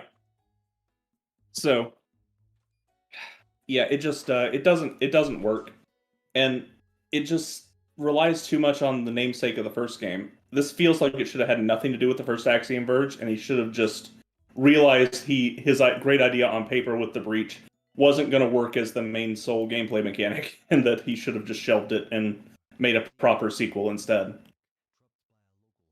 So that's your brief review on Axiom Verge 2. I do not recommend this game at all. Just go play the first one. He also has pronouns in his bio, so wait for it to go on sale too, on top of that. So, what That's a else? shame. I hate it when you get a really good game and then they put out a sequel and it's just blah at best. Yeah, because the first game genuinely does interesting and fun things, especially for people that have played the subgenre a lot. But the second game just doesn't, and in fact, it does everything bad. It's not fun to play. Yeah. The other game, yeah. So I don't want to spend too much time on it because I don't want to give it a whole lot of limelight. It's just it's not really worth even thinking about. Yeah, that bad. Yeah. Next up is the more fun for the wrong reasons game I played this week. Oh no. So Far Cry 5 went on sale for $8, so I got me an ABO copy. And we decided, Redneck Simulator 2018, why not? And Why don't you just go outside? Yeah, pretty much. so we could have done that. But you'd have to get Abe out of his house. Yeah, that's difficult. So we decided to go through Far Cry 5. It wasn't as long as I was expecting. We managed to finish it before the week was up. Also, Axiom Verge 2 has almost no gameplay time invested in it. If you know how to play the subgenre at all and keep an eye for stuff, it's maybe 4 hours. Bleh. Really short game. But yeah, so we played, it took us a week to finish. We put on average 4 hours a day into it. So it'd be something we'd come home in the evenings, play until from about 8 to midnight, and then both of us have to get ready to go to bed. So that occupied most of my evenings, and we had a lot of fun with it. But I'm not sure any of it had anything to do with any quality or aspect of the gameplay, and more the fact we were playing a broken Ubisoft game and multiplayer. So just an Ubisoft game then. Yeah.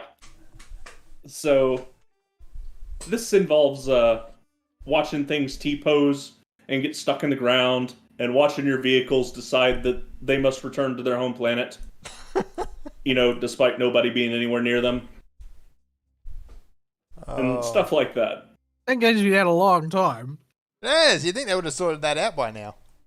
They fixed most of the big bugs, like closing the trailers on cars do not cause the trailer and the car to decide that they now want to become a satellite of Earth.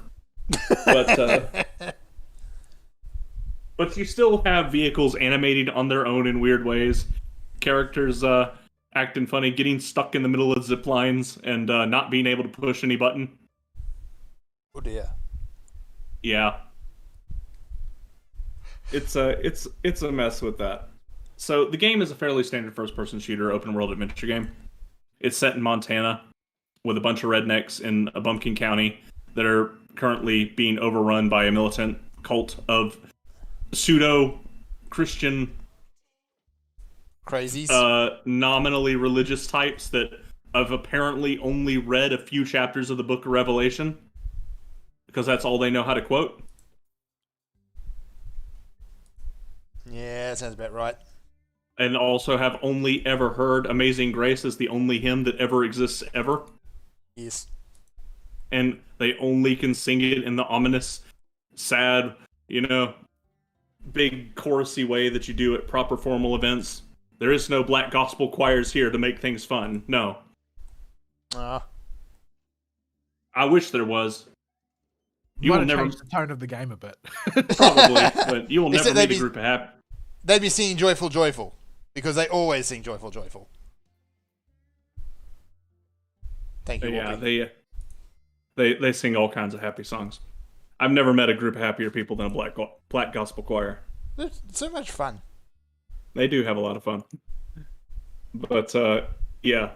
None of that. The cult itself, whoever put it together, managed to succeed. Whether they were so ignorant of Christianity they had no idea what they were doing, or they were a genius that managed to make it so that no denomination could possibly feel offended by this because it's such a hodgepodge of everything, it worked.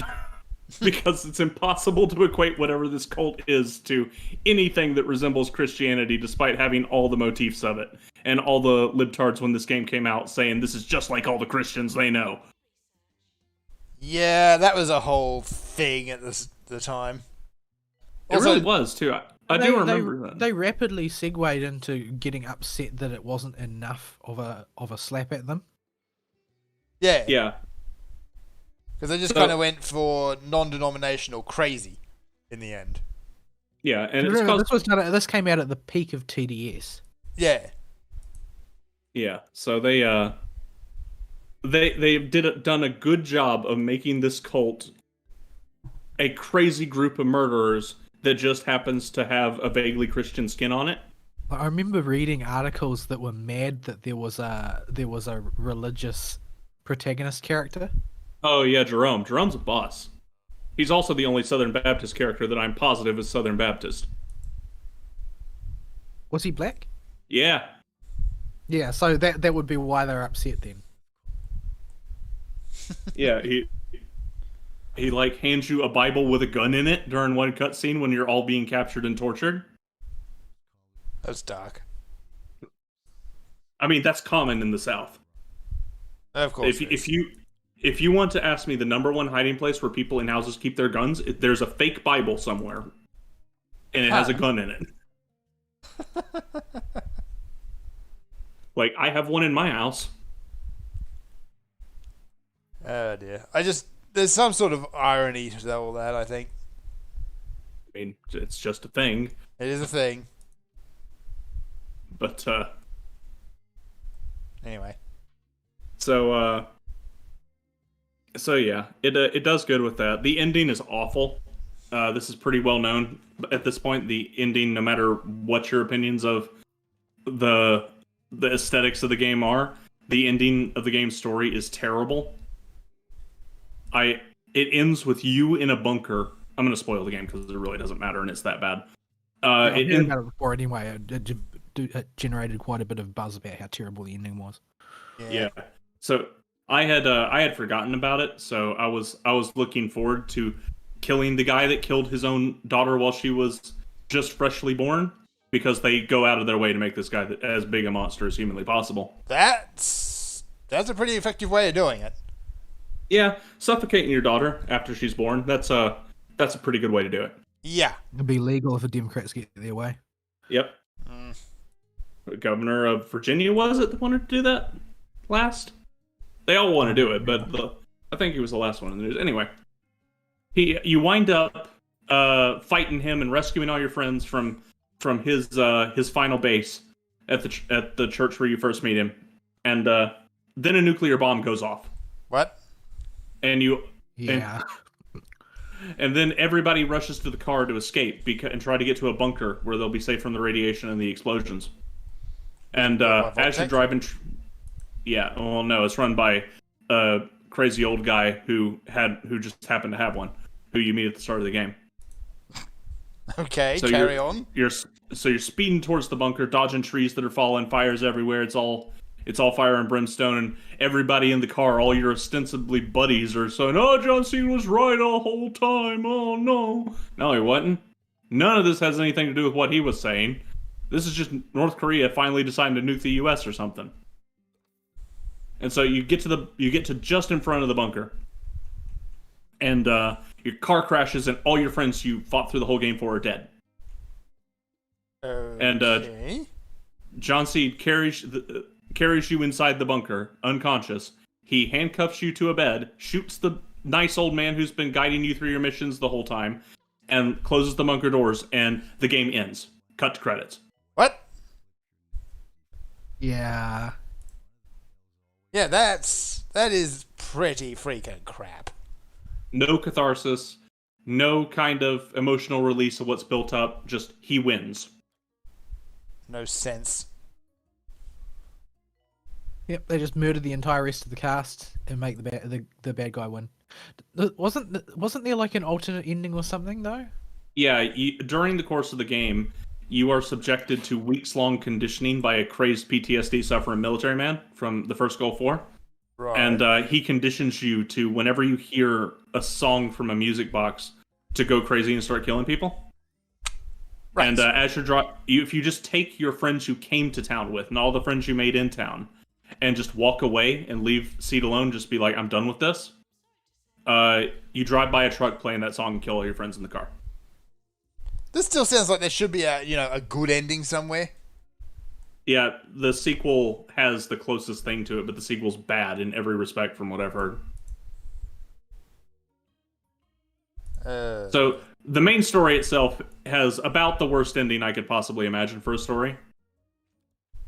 There is no emotional release anywhere. This is just doing a bad ending for the sake of a bad ending and sequel bait at the same time. It's as bad as you can get. There can be said something for a bittersweet or downer ending if it's built up to and justified. Nothing John Seed does throughout the course of the game justifies this, and it just really turned me off. This seems to be the way it goes with video games. Like, every one time they wanted someone, well, particularly a AAA game, wants to write a bittersweet ending or even a downer ending. It's awful. And we were still at the tail end of George R.R. Martin syndrome when this happened, too. Yeah. Like, I think Game of Thrones last season hadn't happened yet while the writing for this was going on. No, it hadn't. So bad and dark endings and all that kind of stuff was still in vogue. But yeah, it's bad. That said, if you ignore the ending, the rest of the cast is great. They're all a bunch of crazy rednecks, and most of them have some variation of F the government as their slogan. And you have no idea how happy this made me.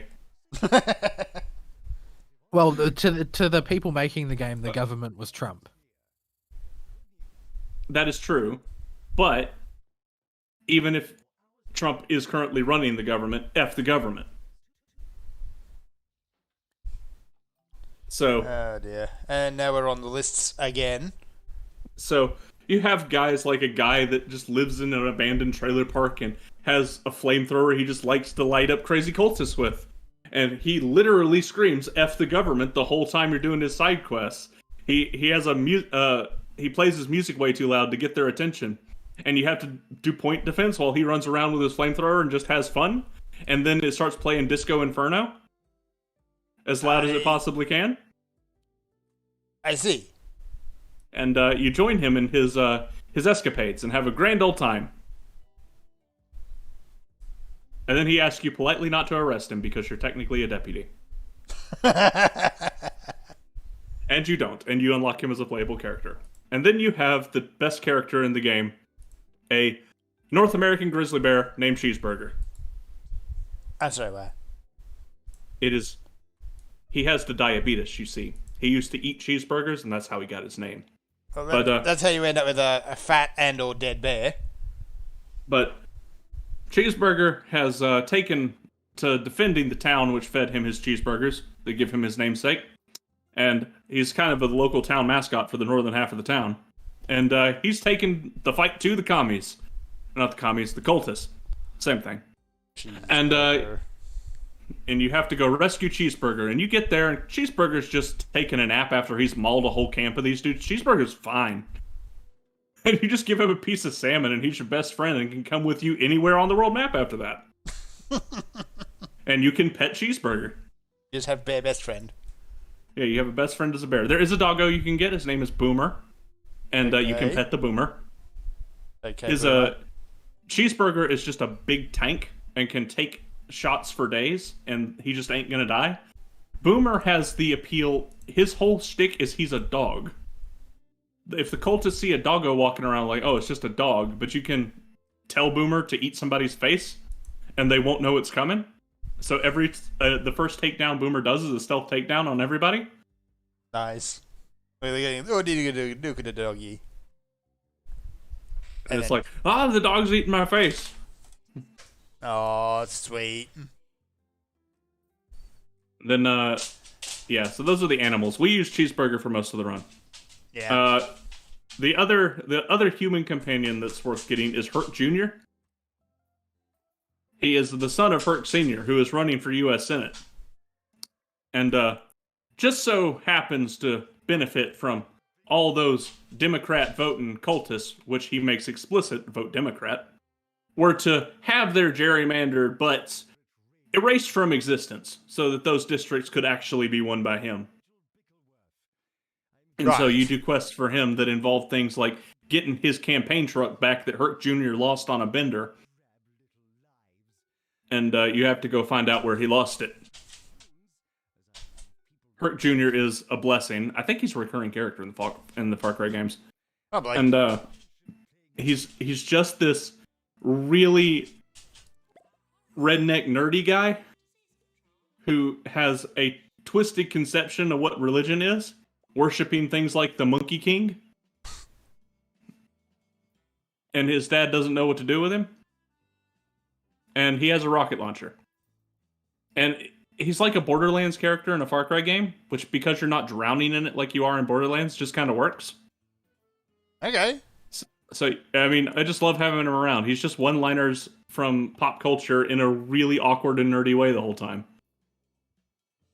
Huh. With a southern accent and a rocket launcher. So this is Far Cry just really not taking itself all that seriously by the sound of it. Yeah, this Far character... Cry hasn't taken itself seriously in a long time. Yeah. Aside from the main story beats, everything in this game is funny. That's what you want. Yeah, all of the side quests pretty much are funny. You get a few serious or dark ones here and there, but for the most part, they're all funny. And then they put that ending on it. Yeah. And the main story's got one problem I really don't like with it. Where as you're progressing in this map is divided up into 3 sections, and each one's headed by a lieutenant. And as you make progress on liberating the area, freeing more outposts, doing more side quests, doing menial tasks for the residents, you move a progress bar. And at certain checkpoints in this progress bar, you'll get a "You are being hunted" notification, and the lieutenant will kidnap you no matter what you're doing, where you're at. You can be flying a plane in the air, and a cultist will teleport into your plane and kidnap you. Wait, what now? You'd think that they'd be more effective at taking over the wherever they're planning to take over with those superpowers. Yeah, you'd think But so. yeah, I've heard that complaint before as well. That someone Oh. was said that they were flying a helicopter or something, and then all of a sudden they were tied to a chair. It's like, well, what? What happened in between those two things? As we found out, this is very inconvenient for the partner that is stuck in the helicopter as you're being kidnapped. Oh no. If you're playing co-op, because there's nobody flying the helicopter anymore. And until the cutscene loads, that helicopter is on a one-way trip straight into the nearest tree or the ground. Ubisoft.jpg. That's just With your them partner inside of it. dead.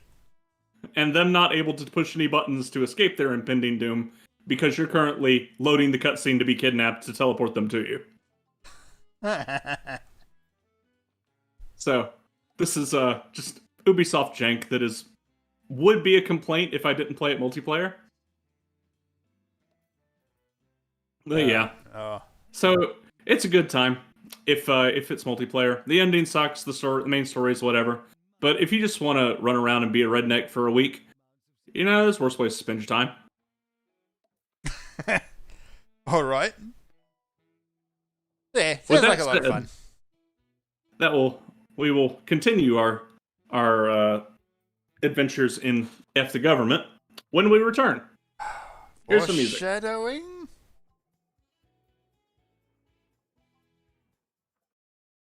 Okay, we're off.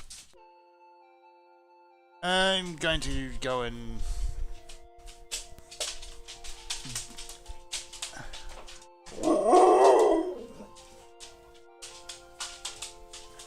Yeah. Alright, it's doggo time, apparently. Back in a moment.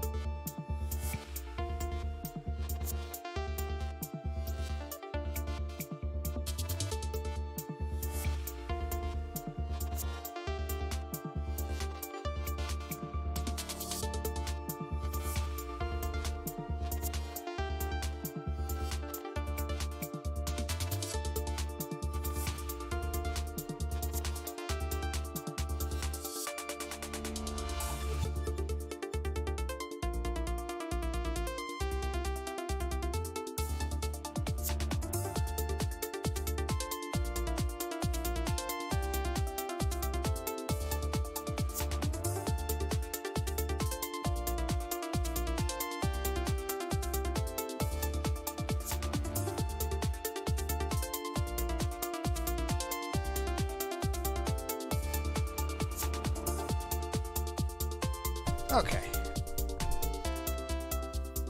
Doggo time. Bye now?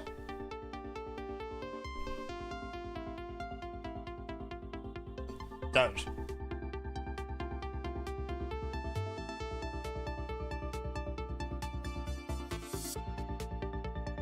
The guru is bad at games.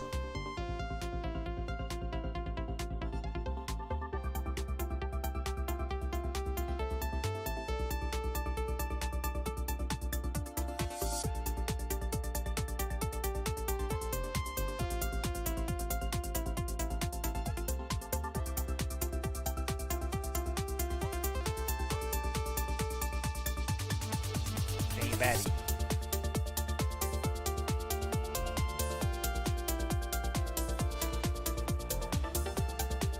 She's a baddie.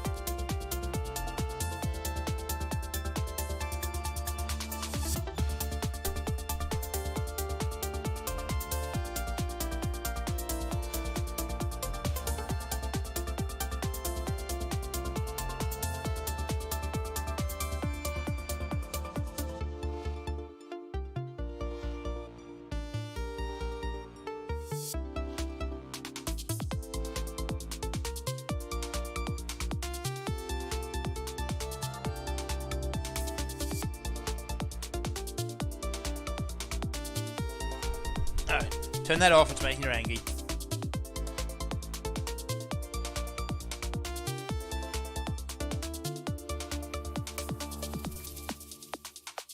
He's doing the thing he should absolutely not be doing.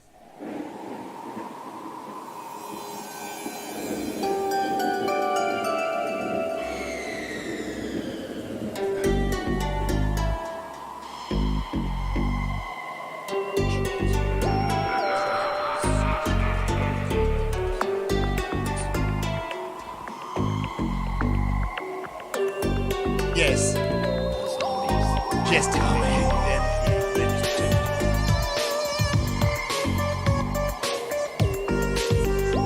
Zura is a clown.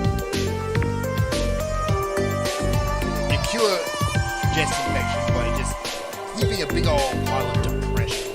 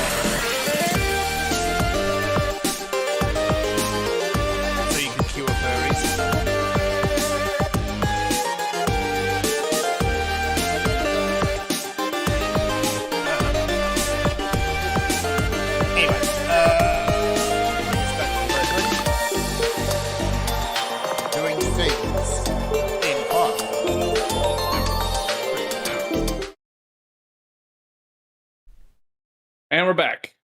Yeah, we're back. And, well, I just actually turned my mic on a little bit too early. Oh well. People got numbers. So, Blizzard. So yeah, there's So we tried to talk about this last week, but Fern's internet said no. Yeah. But that's probably just as well, because things kept happening. yeah. Yeah, although I would not say that they are necessarily happenings that happened especially hard.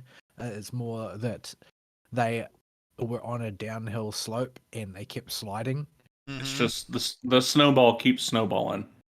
Yeah, what's a few extra bumps when the snowball's this big? Yeah, it's just going to be more snow to add to the ball as time goes on. But it's a pretty good time to cover it right now because I think we're past the introductory phase of what this disaster is going to entail. Right. So- So, what actually was the inciting incident for this whole mess? So I Yeah. haven't been able to find it, is the thing. It doesn't I've been seem to digging be- all over for it. Yeah, it doesn't seem to be one particular incident. It's more just things started happening. So it appears there was a lawsuit at some point, or not a lawsuit, but an allegation at Blizzard that there was some kind of sexual misconduct going on of some kind. And at the time, from all I've been able to find, is that it's incredibly vague. Mm-hmm. And this led to legal action that got the attention of California. The legal action got held, and the California's government stepped in to do an investigation. And they have not found the claims without merit. And the lawsuit is now formally proceeding. Now, given two things that are important to remember about this timeline I'm giving you. Number one, COVID was in the middle of all this. And it was California Wu-Flu. So the timelines of everything from the courts to how this company was dealing with this got completely thrown off. And probably everything would have happened way sooner, and I might have things out of order because of it. Right. And the other thing you got to remember is it's California.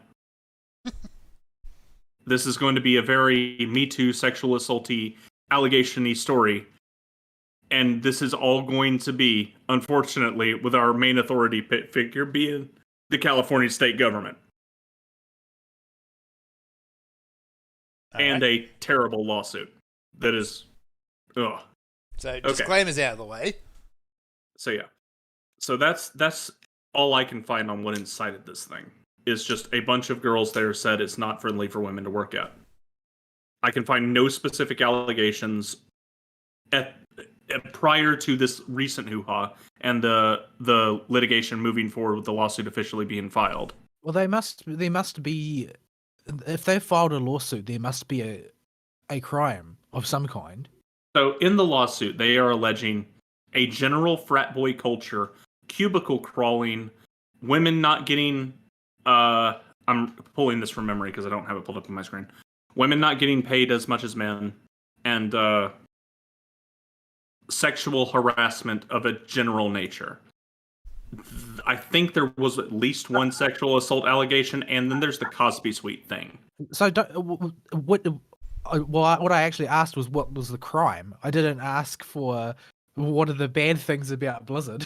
Yeah, I know. But the problem is I can't find anything. I've heard there's a sexual assault allegation in there, but the lawsuit But is sexual not assault coherent. has to be alleged against a person. Yeah, you would think. You can't allege sexual assault by a business. This lawsuit is wholly incoherent. If you've looked at it, it quotes and cites Anita Sarkeesian. Yeah, you should never Like do that. It is A very California lawsuit. Yeah. yes. I am befuddled by the questions you're asking, not because I'm befuddled, but because I just don't know if there's an actual answer for them. This lawsuit's so incoherent. Given the benefit of the doubt, I wouldn't be surprised if they're keeping a lot of it under wraps because, legal proceedings. I don't think the court has actually censored anything from the lawsuit or put a silencing order on it of any kind. Hmm.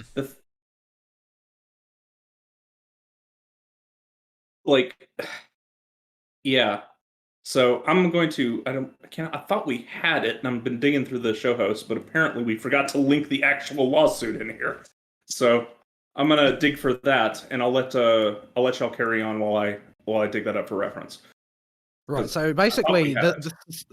this is a as far as I can tell, this is just your standard syndrome. If you've got a bunch of dorks who get famous, basically, and they do the sex, drugs, and rock and roll thing, and they become totally degenerate. That's basically what's happened. The thing is that these accusations seem to be like the product of a cultural milieu, much in the way that the offences are a product of a cultural milieu. So I'm not really sure exactly what it is. Like, the one thing that seems to be suggested that is a crime is the idea that there is gender-based pay discrimination.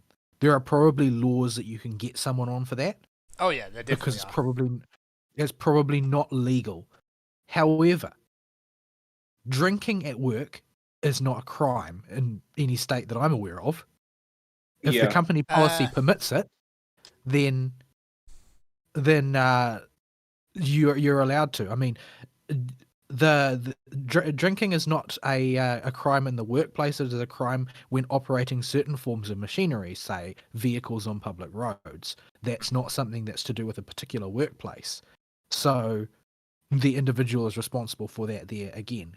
But so basically, the impression that I get from these complaints is that, well, basically nothing new. Everybody knew that Blizzard was a scumbag place to work.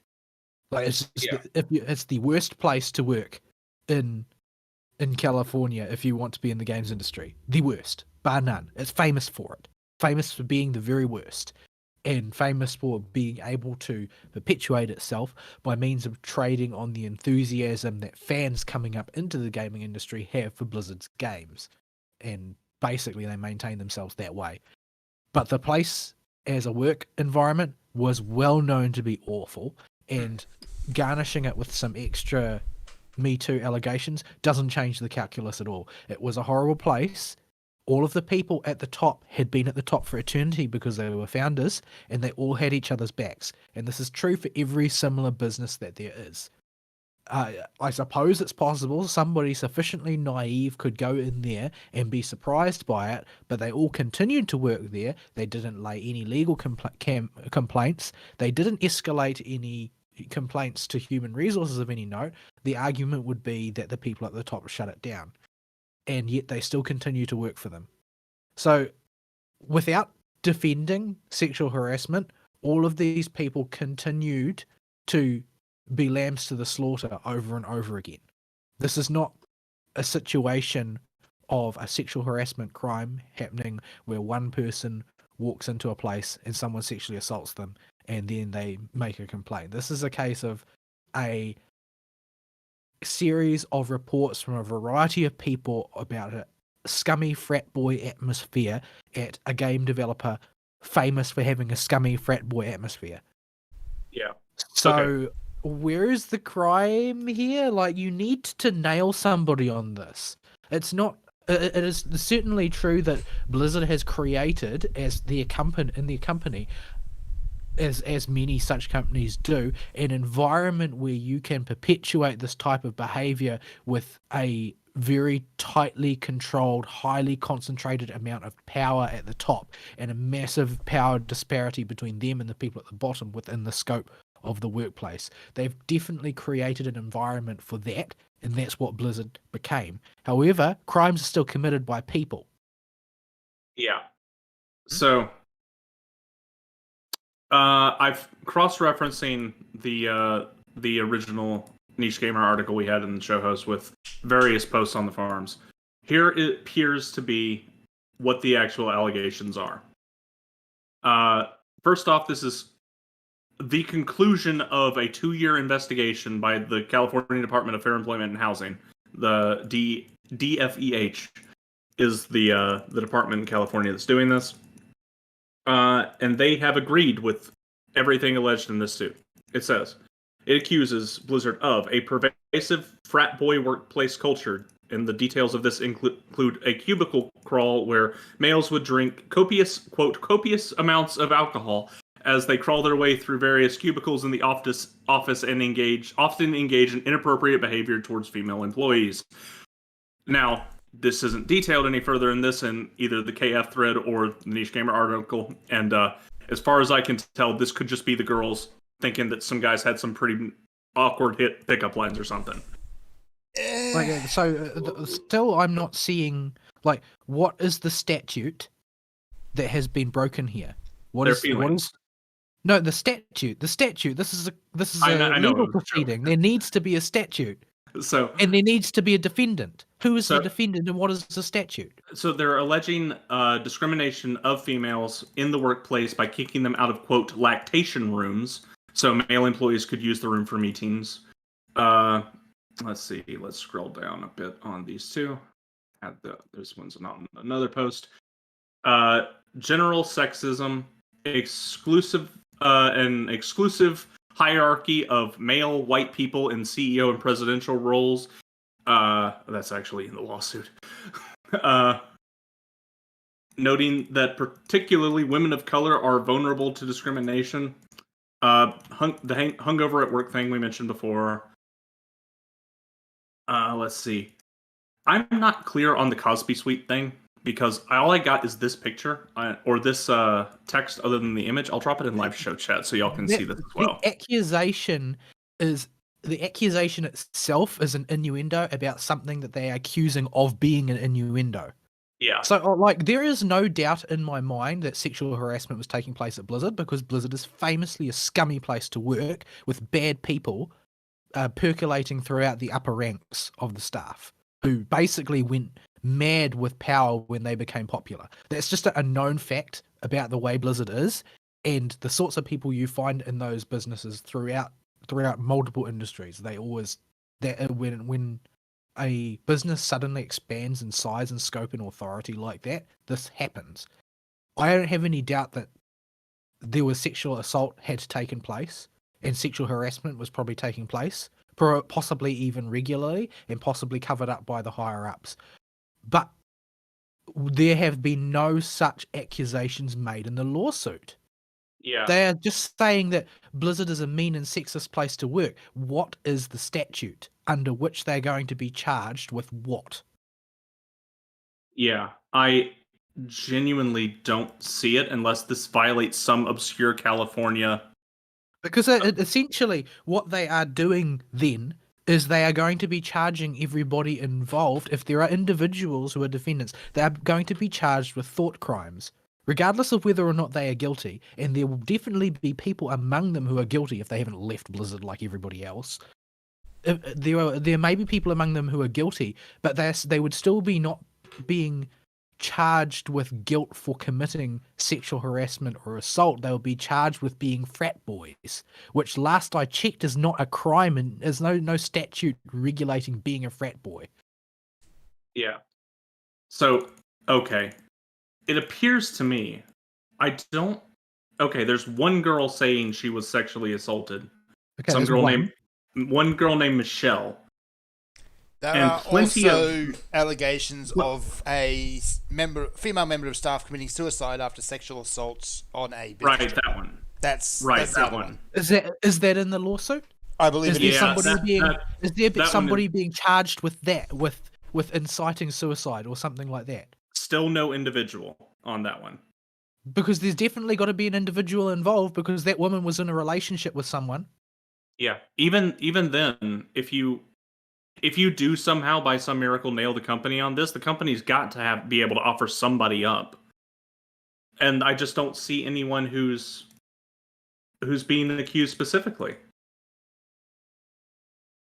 I still can't find one. I think that people are missing they're missing the fact that a forest must be comprised of trees.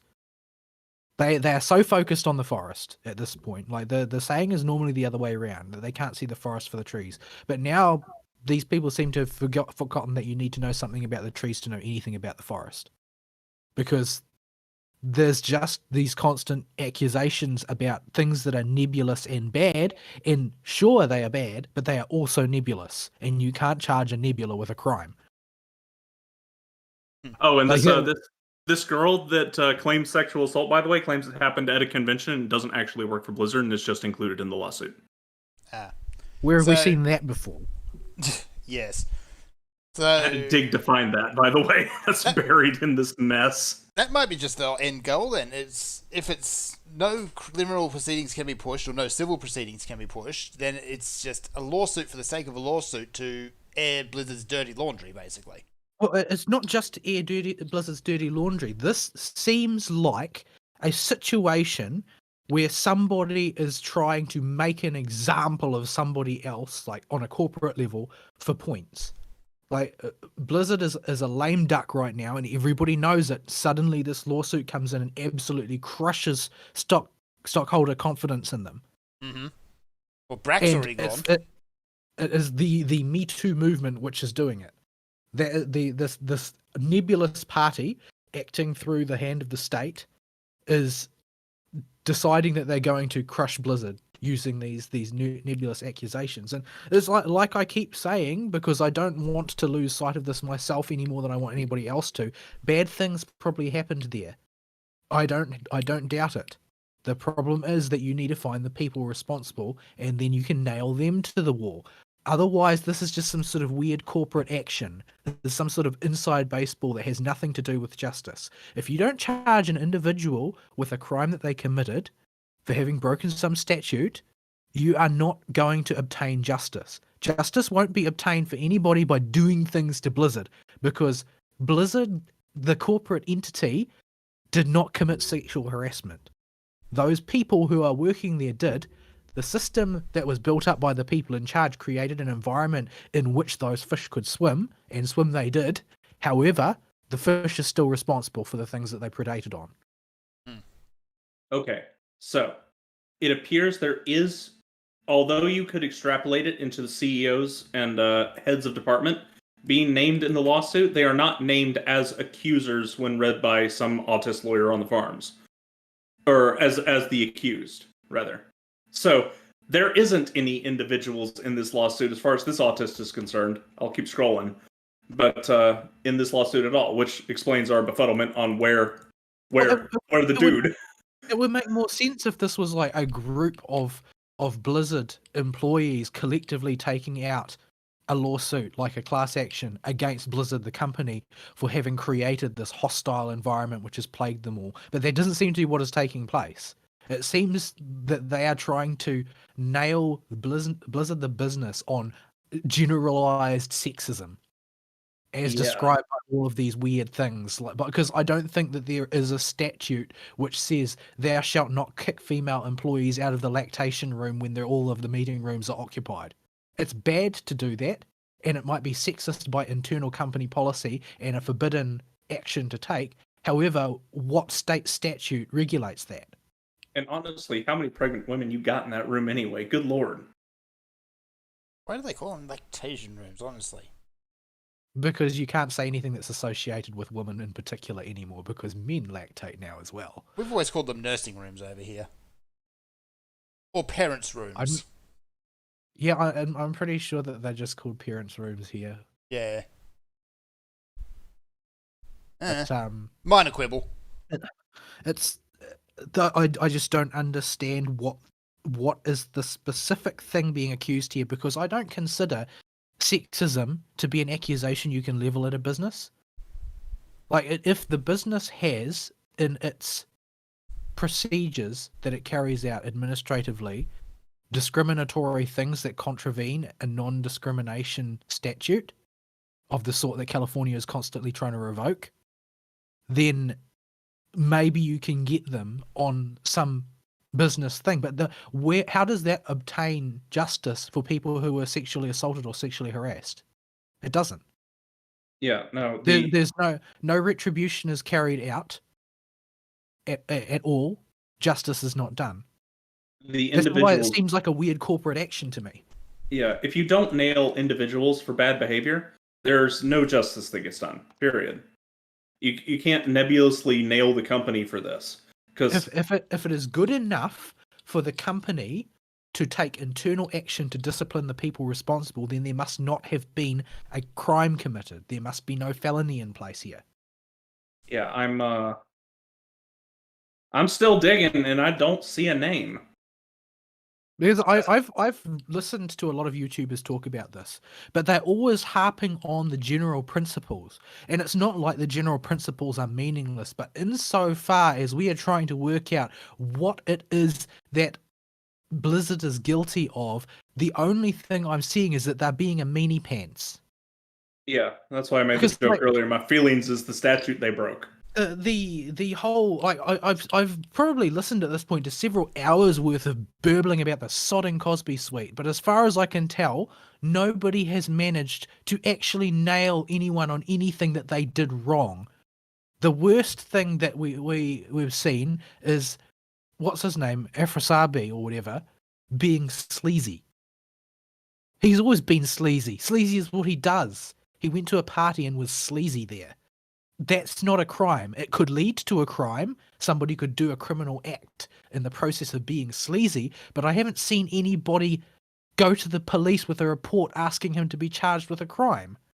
So that means that he was, basically strung up by Blizzard Corporate and by the public and by the media for being a bad person, as opposed to for the particular crime that he committed.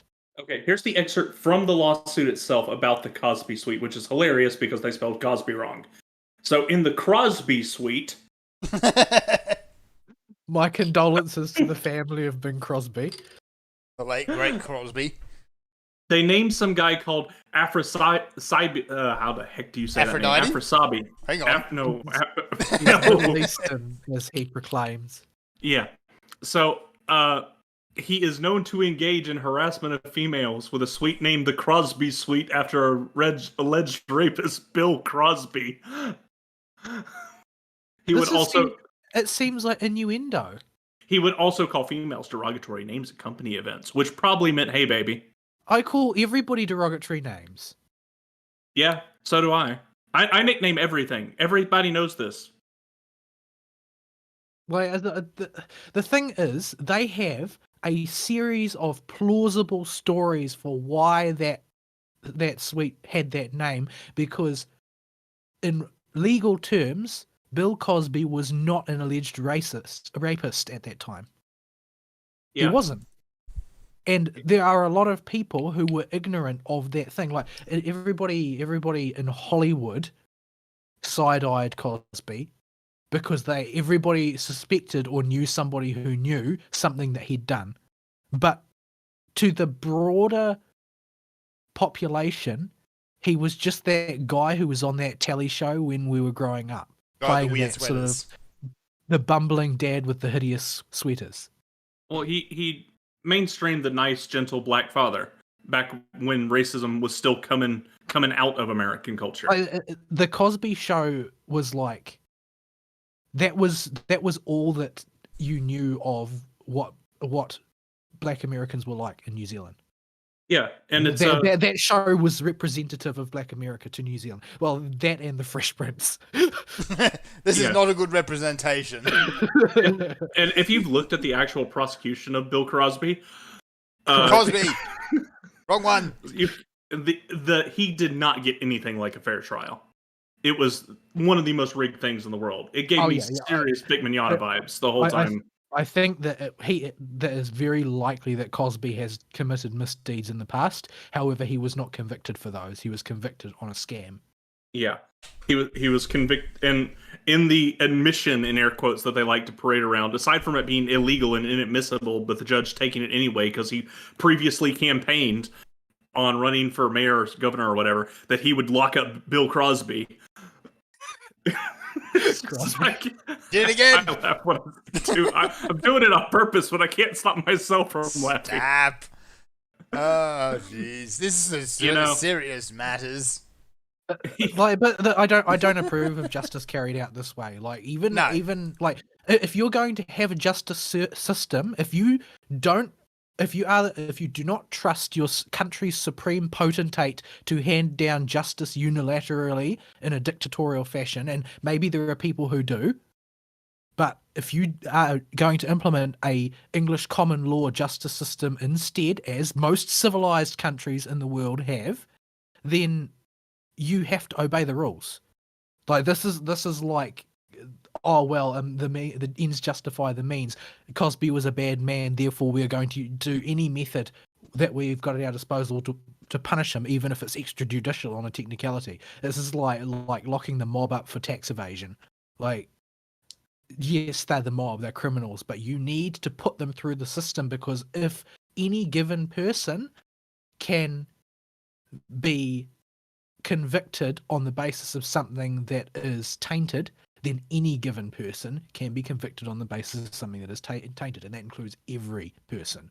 So you can't carry things out this way. But that sort of obtaining a judgment based on an innuendo-laden situation, as was done with Cosby, as was done with the mob way back when, as was done with the likes of Michael Jackson, it's all based on media and innuendo. That's exactly what is being done to Blizzard.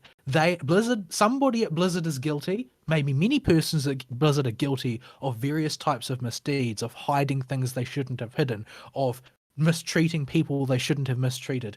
However, what is being done to them is just innuendo and being put through the media ringer. That's not part of the legal system. That's not justice. Yep. It's there cannot be justice, at least when I am thinking of a justice system, without being able to put an individual and that individual's actions up on a stand and say, this guy did these things. Okay, people, fight about why he did or didn't do it. I mean, ultimately, blaming Blizzard is just a way of diffusing the responsibility across more people in such a way that no individual is guilty of the thing that they've done that they should be guilty of. I don't see how you can call that justice. Like you can't hold that entity, that broader entity of Blizzard, responsible for groping a woman. Like because a business entity can't do that. There was if one man, Afrosabi, gropes a woman, then you nail him to the wall for sexual assault. But they That's don't the even way have this is that. supposed to work. He was engaged in harassment in his suite and called females derogatory names at company events. Well, I don't think there's a law against calling people names in most countries. I know there is in Britain. Oh man, every single person I don't know, if I'm too lazy to think of a nickname for him, is called Honey. That's going to get me in real trouble one day. Oh yeah, that will. Might take a while for that trouble to come to the south if you're lucky. But yeah, that's what really bothers me about this whole thing is that no justice will be done. You can talk till the cows come home about what a bad place Blizzard is and how bad it was and how things should change and how everybody needs to change in order to prevent this happening again, etc., etc., etc. You can burble on and on and on, and people certainly have. However, nothing will change, and the reason nothing will change is that nobody is being held responsible and no real example will be made. Instead, you've got this sort of nebulous witch hunt where they're going to string up some corporate entity in corporate terms as being responsible for having created an environment in which things happen as though the people involved were not actors. They're autonomous individuals. And that's not the way things are supposed to be. If there was a crime committer, then there was a victim and a criminal. Yeah, and this brings us back to where we were on last week. I don't have any sympathy for Blizzard ever, because Blizzard's in general a pretty scummy company and treats the products that I like badly before we get to any of the sexual allegation stuff. But if they were doing all this stuff, the responsibility is on the person being assaulted to then go to the police and say, this person touched me in my no-no place, and you need to do something about it, and you need to allege that a person did that. If you didn't do that at the time, you abdicated your responsibility to do so and your chance for justice, as far as I'm concerned.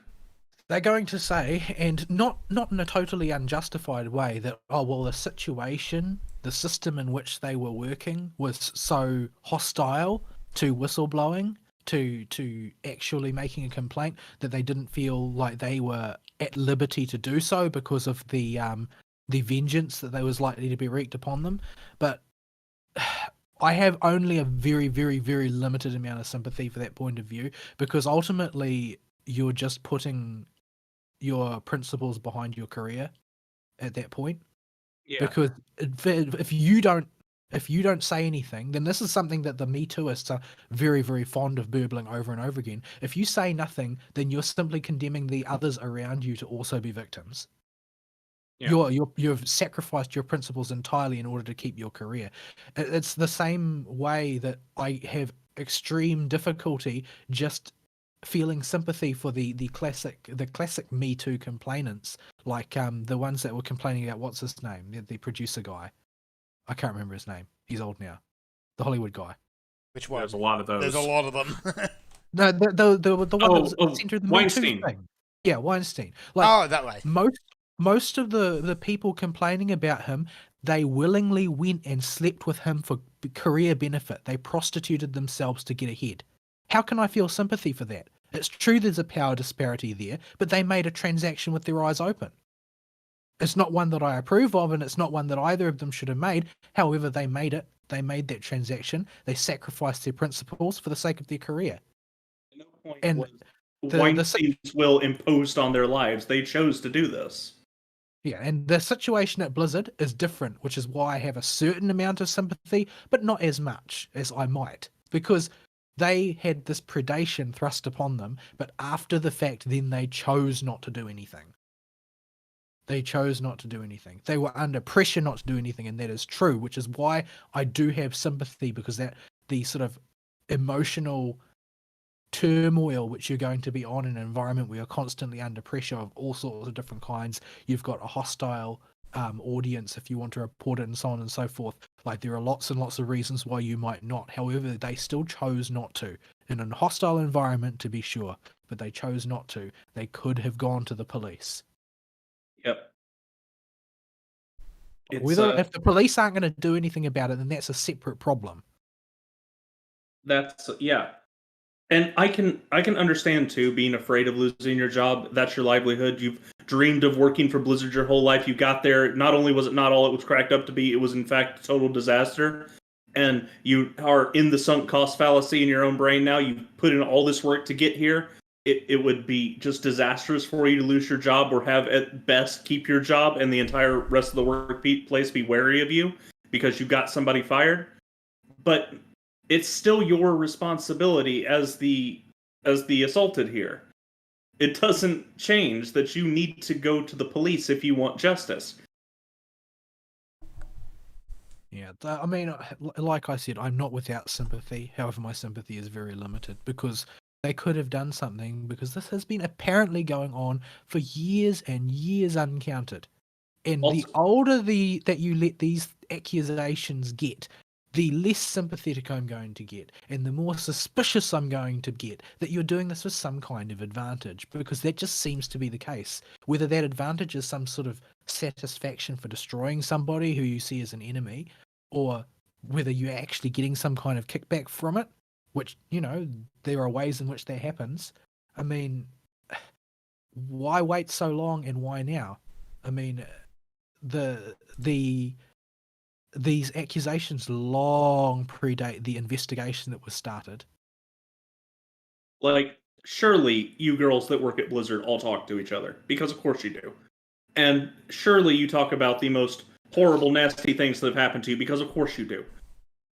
So surely if one of you had been actually hurt really badly by some physical action of one of the staff, you would tell all your girlfriends about it, and they would all be like, oh wait, I have that too, because you're all agreeable, because of course you are, you're girls. Well, and you guys say would be... that, but this is assuming that there isn't someone embedded in that matrix who is doing the Weinstein thing.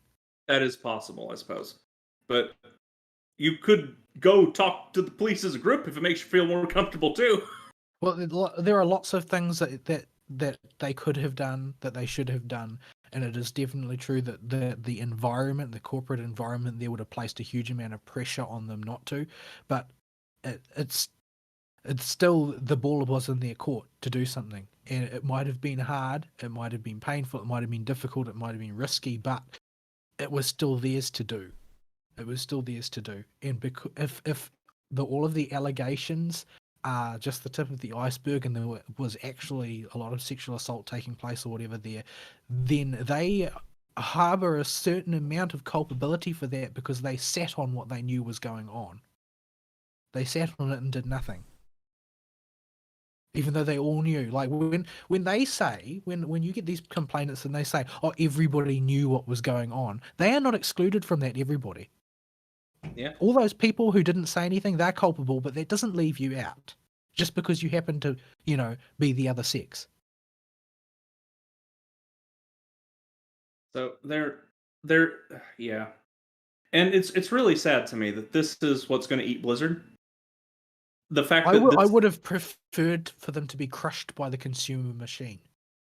That's what I wanted to see happen. And they were looking like they were well on their way there.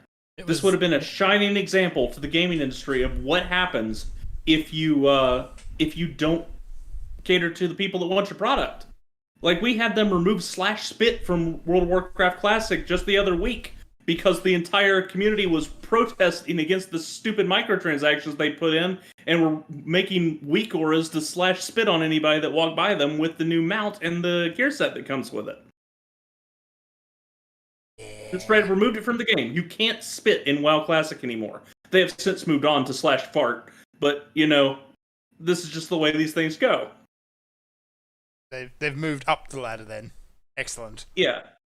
So, nobody is happy with Blizzard right now. The Classic fans are leaving in droves just with problems. I follow their problems more closely, but retail has its fair share of problems too. Namely, story's a content mess. drought. Yeah, content drought, the story's a mess. Classic has a botting problem that's worse than it's ever been in WoW's history, with upwards of 50+% of some servers being made up of bots. There are some PvP servers where it is literally like 4 Alliance dudes, and the rest is all Horde or vice versa. Yeah, I know that video made it sound like hyperbole. It wasn't. It's not. Sorry, if you hyperbole. go on the... Oh, right, hyperbole. Hyperbole. Yeah, Grim has a really good video on this that highlights a lot of Blizzard's practices lately that have just ticked the community off. Mad Season Show quit, and that's the chillest guy they had. Yep. Not to mention the recent debacle with Asmongold in Final Fantasy XIV Surge. Yeah, Bellular went. Yeah. Trying to remember all. There's a long list of them that have gone now. I'm trying to remember them all. Yep. And this is not what... The fact that this isn't what's going to nail Blizzard is what really, really ticks me off. Because as much as I want to have sympathy for these girls, if something actually happened, they just aren't alleging anything specific I can really rally behind and say, yeah, Blizzard, you are awful for doing this. You should not touch that no place. They just don't have it anywhere. If you don't have that, I can't get behind this group. And in fact, think most of them are lying. Because guess what? People lie. Yeah, and we've just seen too much of it. We've Way seen too too much of it. The Me Too unit movement is all about lying, basically. Yeah. Which is a real shame because it buries the people who do need help. Yeah. Yeah, well, I mean, as we've discussed, women tend to be cruel to each other. They don't really care about each other. Yeah. So, But the other thing of this is we can say is it's killed that sort of... I'm not even sure what it's actually called. The open plan office culture. You know, the sort of offices where you turn up and you spend half the day fart-arsing around in an arcade instead of doing your work. I figured that should have gone out with Ion Storm. It did. It kind of had an attempt at a resurgence with a company called WeWork, who basically sublet offices to startups with that sort of thing in mind. They went down in flames. Yes. Yeah. Holy crap, I'm lagging. Pickle. Yeah, you are. Hello. I heard myself run into Fern there. Yeah. Oh, we're at red. Oh, we're back at green. Okay.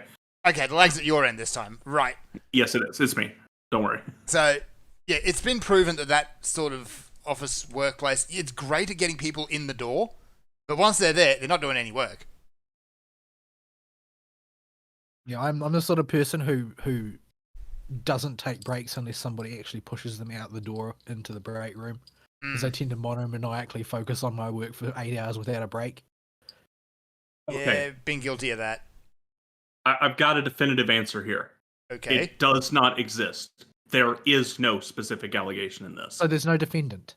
There's no crime and no defendant. That is your case number and your accusation. Civil Rights and Equal Pay Act complaint for injunctive monetary relief and damages. Okay, so basically they are going to push the sexual discrimination angle on this. They're going to say, oh, well, there's civil rights violations taking place because they were being discriminated on the basis of being female. And they're going to... It's notoriously difficult to prove. And so basically what I'm reading off of this is that they're going to be banking on the fact that this is happening in California to carry the day. Yeah. There are no defendants as individuals listed in this suit. There are only Activision Blizzard Incorporated, Blizzard Entertainment Incorporated, same company, and Activision Publishing Incorporated, and does 1 through 10 inclusive. I don't know what that is. Those means unidentified persons. Okay. So they're okay. So they are not naming persons because that's not redacted. Yeah. So it means that they have not got a name Mhm. in some way. I There don't is- know. I could be reading that wrong. I don't really understand. The link directly above those two screenshots I posted from it is to the lawsuit itself. This appears to be the full initial filing of this thing. It is 29 pages long and has 150th entries. It is not a searchable PDF Nah. on my browser. Nope, you gotta control So- F it and hope for the best. If they've got the 10 John Does on there, then. But that means that they're John Does. Like, how do you actually prosecute a John Doe for anything? No, that's I right. mean, you've got Afrasiabi named in here, but he's not being charged. So who are the Yeah. Does?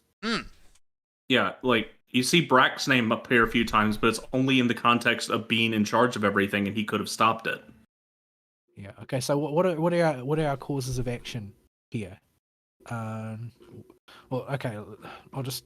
I have no legal experience whatsoever, and I don't even watch legal channels. So on YouTube. the Most main of one headlined is factual allegations is sex discrimination, pay assignment, promotion, termination, and constructive discharge. Okay, here we go. Defendant Does 1 through 10 inclusive are sued herein pursuant to the Code of Civil Procedure Section 474.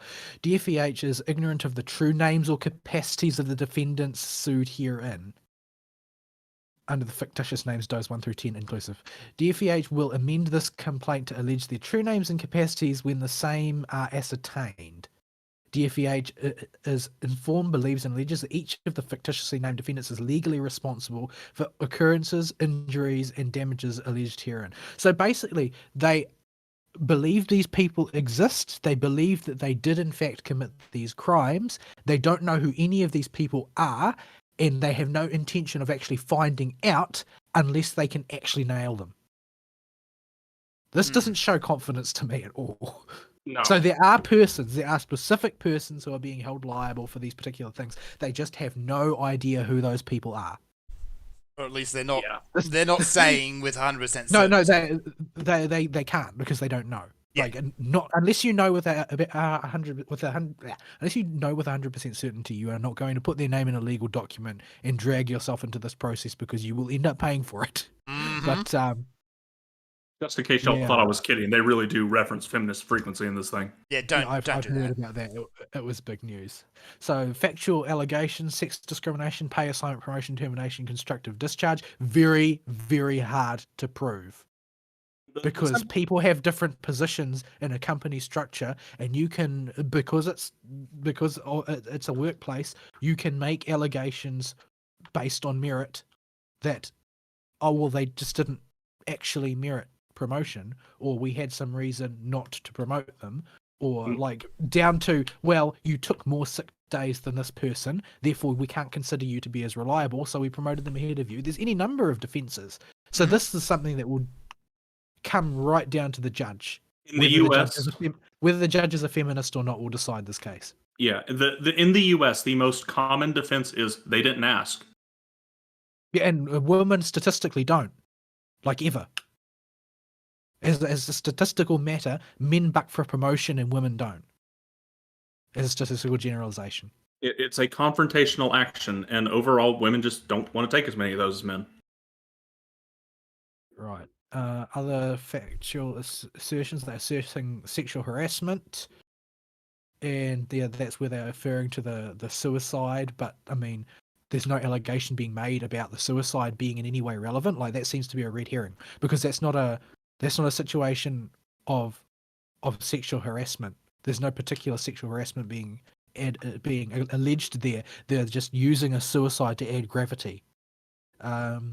Retaliation and defendants' failure to prevent discrimination, harassment, and retaliation. So if there can be, issues of fact that are established there, you might be able to back up particular accusations against the HR apparatus for not doing the job that they were supposed to and contravening the civil rights of the people involved. You could do that.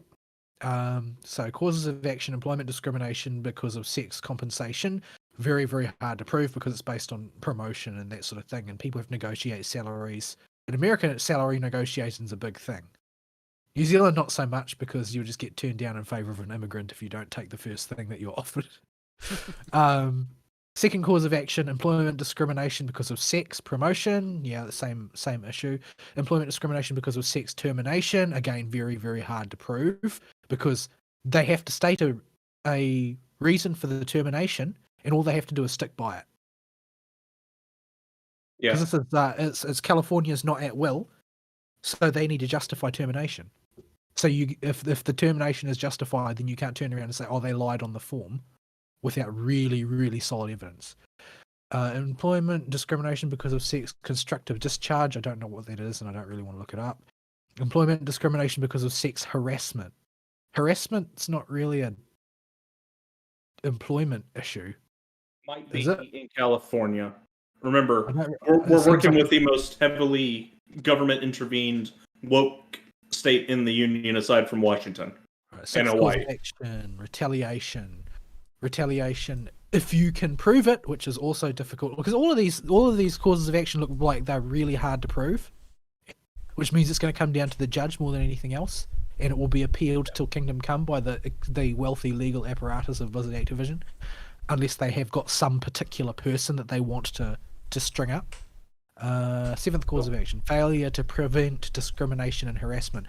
Failure to prevent is something that's much, much harder to prove than actually doing it, because it's a passive activity, and you need to prove knowledge and intent. You which could is probably both- nail them with their knee-jerk statements on this one. Yeah, they do. They have said a lot of very stupid things. That's true. Eighth cause of action, failure to prevent discrimination and harassment. Again, ninth cause of action, unequal pay. There's not an equal pay law so much as that you need to, in order to do the unequal pay thing, you need to prove that one individual is exactly equal to another individual, save for the fact of their sex. And there are very few women who have identical work habits to men. So that will be hard to prove. That's not really a thing that happens. Everyone is different on that front. Well, I mean, that's like why I say it's going to come down to the judge, right? Because it will be in his judgment whether he thinks these two people are substantially similar in their, qualifications, work habits, etc., etc. In a studio like game design, though, you can probably obfuscate that for a judge, and that might be what they're banking on. Because the judge doesn't know what the heck these people are doing. This guy doesn't know what a video game is. That's true.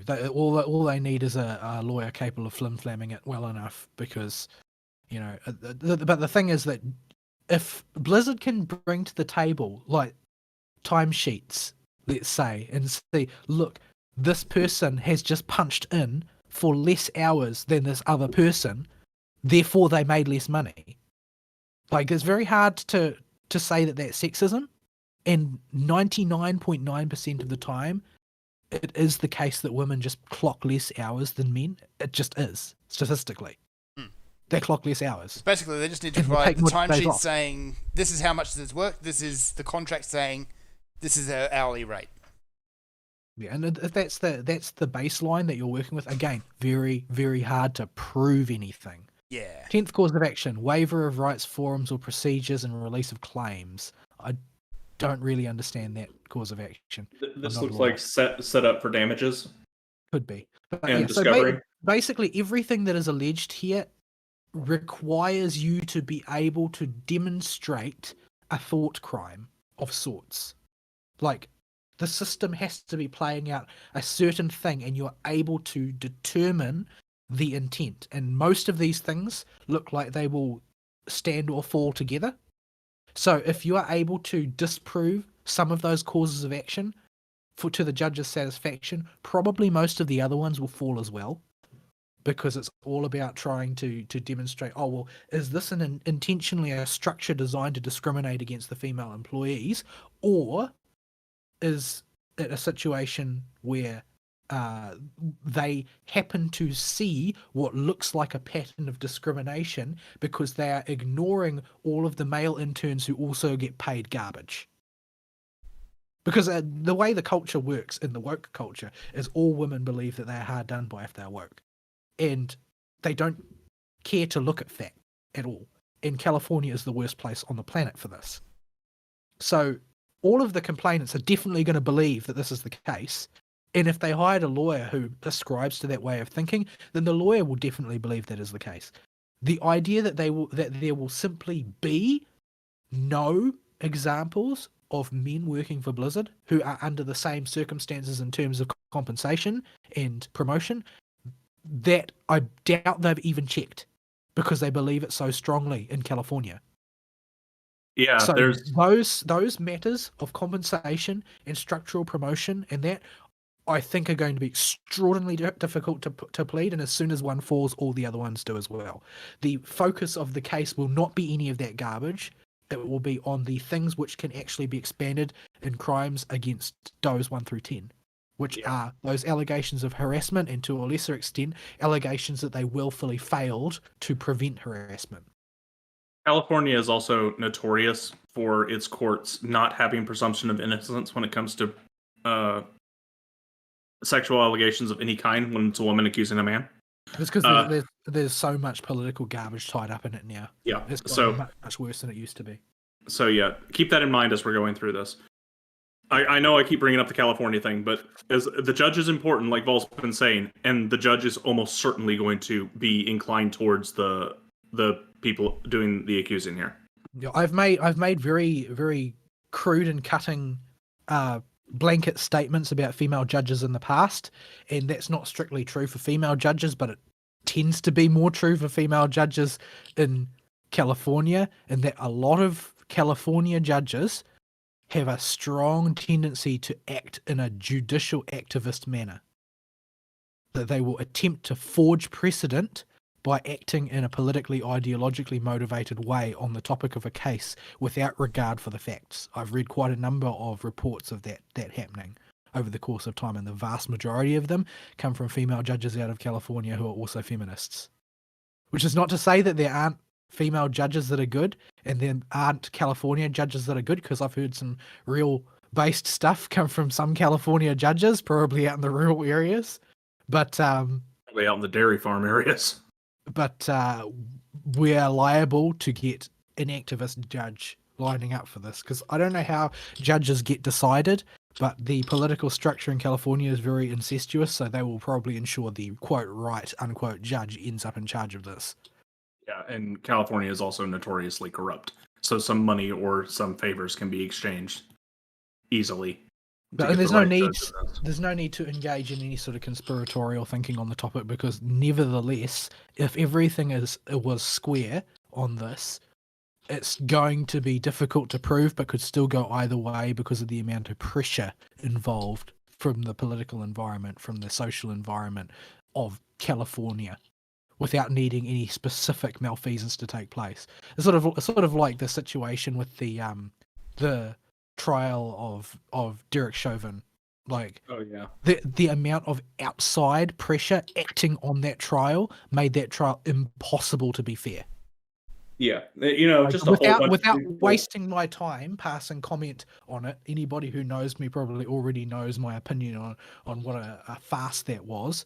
Without passing any particular comment on that, there is no way for there to be a fair trial in an environment that they had provided because of the social and political pressure exerted on it from outside. Never mind the immediate environment where there were people literally with Molotovs ready to burn the court building down if they didn't get their way. I'm just leaving all that stuff aside and saying that they situated this in such a way that a untainted jury was impossible, an untainted judge was impossible. All of this stuff was impossible because of the outside forces involved, and there are outside forces always involved in California. California is the apotheosis of interference in law and government from ideological lobby groups. So yeah. So generally speaking, what we have is a bunch of vague, non-specific, virtual non-crimes. Most of these things are alleging inactions of various kinds, which are hard to prove, and pay a compensation, promotion-related things, which are hard to prove, with a handful of narrowly defined harassment allegations against DOEs 1 through 10 who are not known and not named. So this is an unbelievably shonky and unstable case that they seem to have brought in here. This, once again, repeating that I have no legal experience whatsoever, but this is the impression that I get from reading the documents that have been made public, is that they don't really know what they're accusing or who they're accusing, which more or less lines up with our assessment of the fact that there are bad things have happened at Blizzard. People are confident that bad things have happened at Blizzard. People have come forward to allege bad things have happened to them. However, nobody seems to know any of the details, including all of the people involved. Yeah, it's. So I love doing this with like people's criticism of Trump, just to bring this full circle, all the way into politics. Because you go and ask them, well, Trump's a racist, okay? Surely if he's such a racist, you have a specific racist thing he said. They'll if they're even a little bit self-aware, they may mention some burble about the Mexicans, and all you have to go is, no, he didn't say that. Or go, why? They are illegals. And that's if they have anything, which they never do anyway. well, Emirates said something Muslim ban. Yeah, of course he did. Except And it was... I told him that there wasn't a ban against Muslims, and he said, I know that, but everybody knows it was actually a Muslim ban. I'm having a minor aneurysm. Just please hold. Okay. I had to speed the aneurysm up by thinking of Felmist. Okay. So, that's the general lawsuit. Now, there's been immediate fallout from this thing over the course of the 3 weeks that we haven't talked about it because of one reason or another. So, we want to start going through that, or we got more we want to talk about on the actual suit? I'm sick of the lawsuit. Yeah, time to I'm move sick on. of the lawsuit. Yeah, this is the stuff I more wanted to talk about anyway. So, to begin with, the suit happened. And Blizzard had to respond to it because it was brought by the California official department of whoever. So, first, a third party attempted to audit the company, and Blizzard and Activision said, lol, no. So, that happened. Not a whole lot to say on that one. Next, what happened was a staff walkout. Staff dissatisfied with Kotick's response, and then Ubisoft decided to jump in the middle of this and say, we need to have industry standards. You mean government regulation? Yeah, pretty much. No, they mean we need to have eyes not pointing at Ubi. Yeah. Ubi have issues of their own. Yes. And they're Those almost in as glass widely houses. known as blizzards. Yeah. Those in glass houses should not throw stones. Those sit To down, this end, shut we up, and propose- be They quiet, are Ubi. French. So, if we want to hear what the French have to say about this, to this end, we propose the Blizzard Activision, Ubisoft, and other industry-leading publishers and developers collaborate and agree to a set of rules and processes for handling reports of these offenses. This collaboration must heavily involve employees in non-management positions and union representatives. This is essential to ensure that those who are directly affected by these behaviors, whether you are leading the charge. You sound like a Spanish Japanese trying to do a Jamaican accent. That was great and awful. You should both To be be fair, ashamed Jamaica and was- proud. Wasn't Jamaica a French colony? Or was that Haiti? I think it was I think that was Haiti, but the point stands. Just give yourself a pat on the back and then, I don't know, go slam your head in a door or something. That was greatly awful. So, yeah. So no, unions need not touch anything ever. But okay, Ubi, why are you in the middle of this again? Right, so I think it's worth mentioning. So the staff walkout was followed by a bunch of staff demands. The staff demands are basically the worst possible solution. So just because the staff objected to what Bobby said, and the staff had a list of demands of what they wanted done instead, does not by any stretch of the imagination mean that the staff are not retards. They all work for Blizzard, remember. Because their solution to this issue was that Blizzard needed to be more woke. Yeah, it was some garble about, I didn't read it, but Oh, I did read it, but I don't remember it. It was some garble about needing to have more representation of every quote unquote minority group imaginable. Well, so the employee demands were an end to mandatory arbitration clauses. That's something that needs to be done because the mandatory arbitration clauses in the employee contracts are apparently really corrosive. It's a huge problem along a lot of axes, but that's the only legitimate. Yeah, that one's fair. That's the only legitimate claim because that's the sort of claim that like a union would make, for instance. So Union who's not angling for money. It's within the scope. Well, all unions are angling for money. Well, it's just yeah. a question of what they're going to use it for. This is within the scope of normal sort of employment negotiation. But the next one is the adoption, recruiting, interviewing, hiring, and promotion policies designed to improve representation among employees at all levels agreed upon by employees in a company-wide diversity, equity, and inclusion organization. That basically means that they're going to spend a massive amount of money introducing elevated levels of bigotry to the organization Yes. and turn the entirety of their staff into a identity group based hostile environment where everybody is playing for a separate team. That's what they're asking for as a solution to discrimination, is massive systemic discrimination instead of simply natural discrimination. Yeah. Like, I'm sorry, what? So publication of data on relative compensation, promotion rates, salary ranges for employees of all genders and ethnicities in the company. That is just an attempt to support someone's theories. They believe that everything is being determined on a racial or identity basis for genders and ethnicities, and they are looking for information to support it.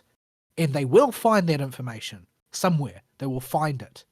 That doesn't mean that they will be making the correct judgment, because you note that they are only asking for data on relative compensation. They are not asking for information on, how the promotions were justified, or how the salaries were justified, or how the salary negotiations were carried out. They're only looking to mine data to support their belief that everything is being operated on a systemically racist and sexist basis. Number 4 is to empower a company-wide diversity, equity and inclusion task force to hire a third party to audit ABK's reporting structure, HR department, and executive staff. So they are going to pay someone who agrees with their ideology to declare that the company is racist and sexist. Yes. That's what that means. And I'm not just speculating on the outcome. That's just what that means. Diversity, Equity and Inclusion Task Force set out to find that their job is justified, and for some reason they always find when they audit that their job is justified. Mm-hmm. Oh, So no. if the staff had requested an independent audit of hiring, firing, and pay procedures, that would have been fine. But that's not what they're asking for. No, they are asking for an ideology to be foisted on the company in a systemic way. A purity test. Yeah, a set of purity tests of all different kinds where the rules are unknown to everyone. They are going to implement a sort of the intersectionality principle as company policy. This is basically the worst possible thing anybody could think of to do to address a situation where discrimination is put in place. Because it is basically asking for a discrimination structure to be baked into the way the company operates top down in order to ensure that everybody stays in the box associated with their identity and don't get ideas above their station. Yeah. Like the comment that I posted in the show host board when Ari posted an article on this was, in this article, Activision Blizzard staff demand the introduction of cane toads to eliminate cane beetles. Yeah, you're introducing a worse problem to solve a minor problem. Yes, At best. I'm sure the Australians don't have any regrets about that. Aren't cane toads the ones you lick to get high? No. If you lick them, you'll die. Yeah, they are poisonous as all get out. But They are Australians, even if they're introduced. Yes. They're the ones you tap them on the head and then take a swing at them with a golf club. That's what cane toads are for. Like, only in Australia would they deliberately introduce another dangerously poisonous animal. And then turn it into a national pastime. Well, that wasn't the intent. No, but that's kind of what happened. Do you even have a cane industry? Yeah, it's thriving. Really? I don't hear about it. I mean, the cane toads got rid of the cane beetles. That worked. But now we've got cane toads. Yes. You have many cane toads. It's like introducing kudzu here. Yeah, how did that work out? I'll let you know when the next burn happens. It should be about due. I should be able to see it from here. Yeah, if you look south and see the giant ball of smoke, you know it's going pretty good. I gotta look east or west. Doesn't matter. But Oh, you gotta look up. Wikipedia says that the toad was generally unsuccessful in reducing the target beetles. But it is Wikipedia. it is Wikipedia. Because they were vulnerable to predation in cane fields during the day, and the beetles tend to live at the top of the sugar cane, and the cane toads can't climb. Yeah, there was that too. So everything about this just seems spectacularly boneheaded. Yeah, people in the past didn't think before they did a lot of things. Remember, you lost to the ostriches. The Ostriches. discount ostriches. I've got a great idea. Hold my beer and watch this.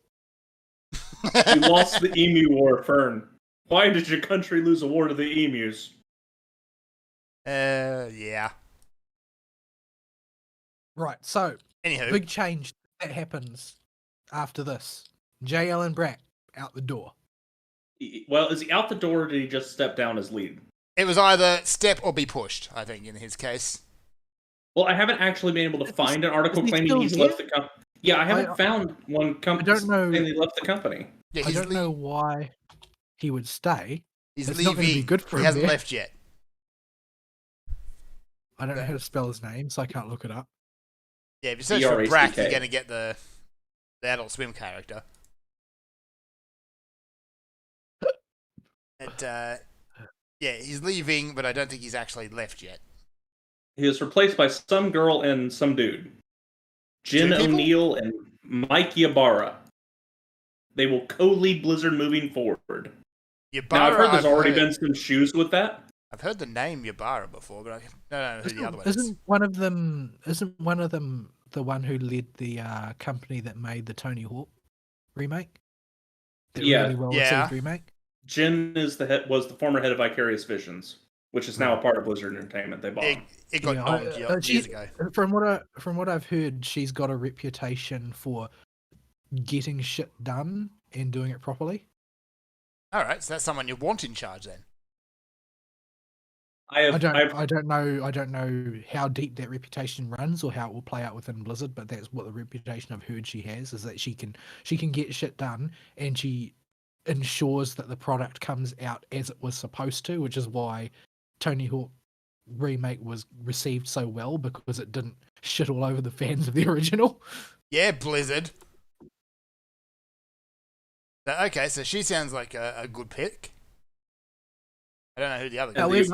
However, Vicarious Visions is also in charge of Amazon. Of my second grade math teacher. Yes. I really Was your hate- second grade math teacher a man or a woman? Yes. Okay. Definitely female, but she just looked a dead ringer for what the Amazon looks like now. And it's Oh man, anyway. very, very, I don't want to think about very that. creepy. I still can't find Jail and Brick. Come on, man. Change of leadership present.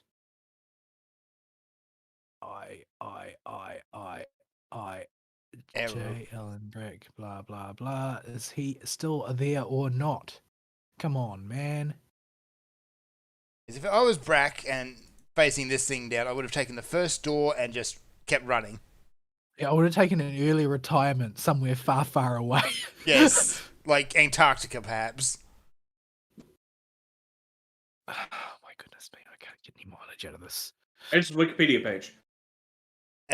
Wikipedia. His German Wikipedia page. Hang on, what? He's only leaving the office. There's nothing that says he left the company, from what I can see. Okay. That's not what TechRaptor said. So Yeah, there's it's been a lot of mixed reports on that. Okay, so TechRaptor might say it, but yeah, but I don't know if that's rhetoric or whether that's supposed to be detailed specifically. Okay. Letter from President and Chief Operating Officer regarding Blizzard Entertainment. Cool. Does it say? It's just the announcement about the new one. Oh no. With Jen and Mike assuming their new roles, J. Allen Brack is leaving the company to pursue new opportunities. okay, so he's gone. He's gone. Yes, he's gone. He's not part of Blizzard anymore. He's presumably off pretending to be a Tibetan monk somewhere now. I don't know. He's tossing and turning on his bed made of money. Yeah, probably that.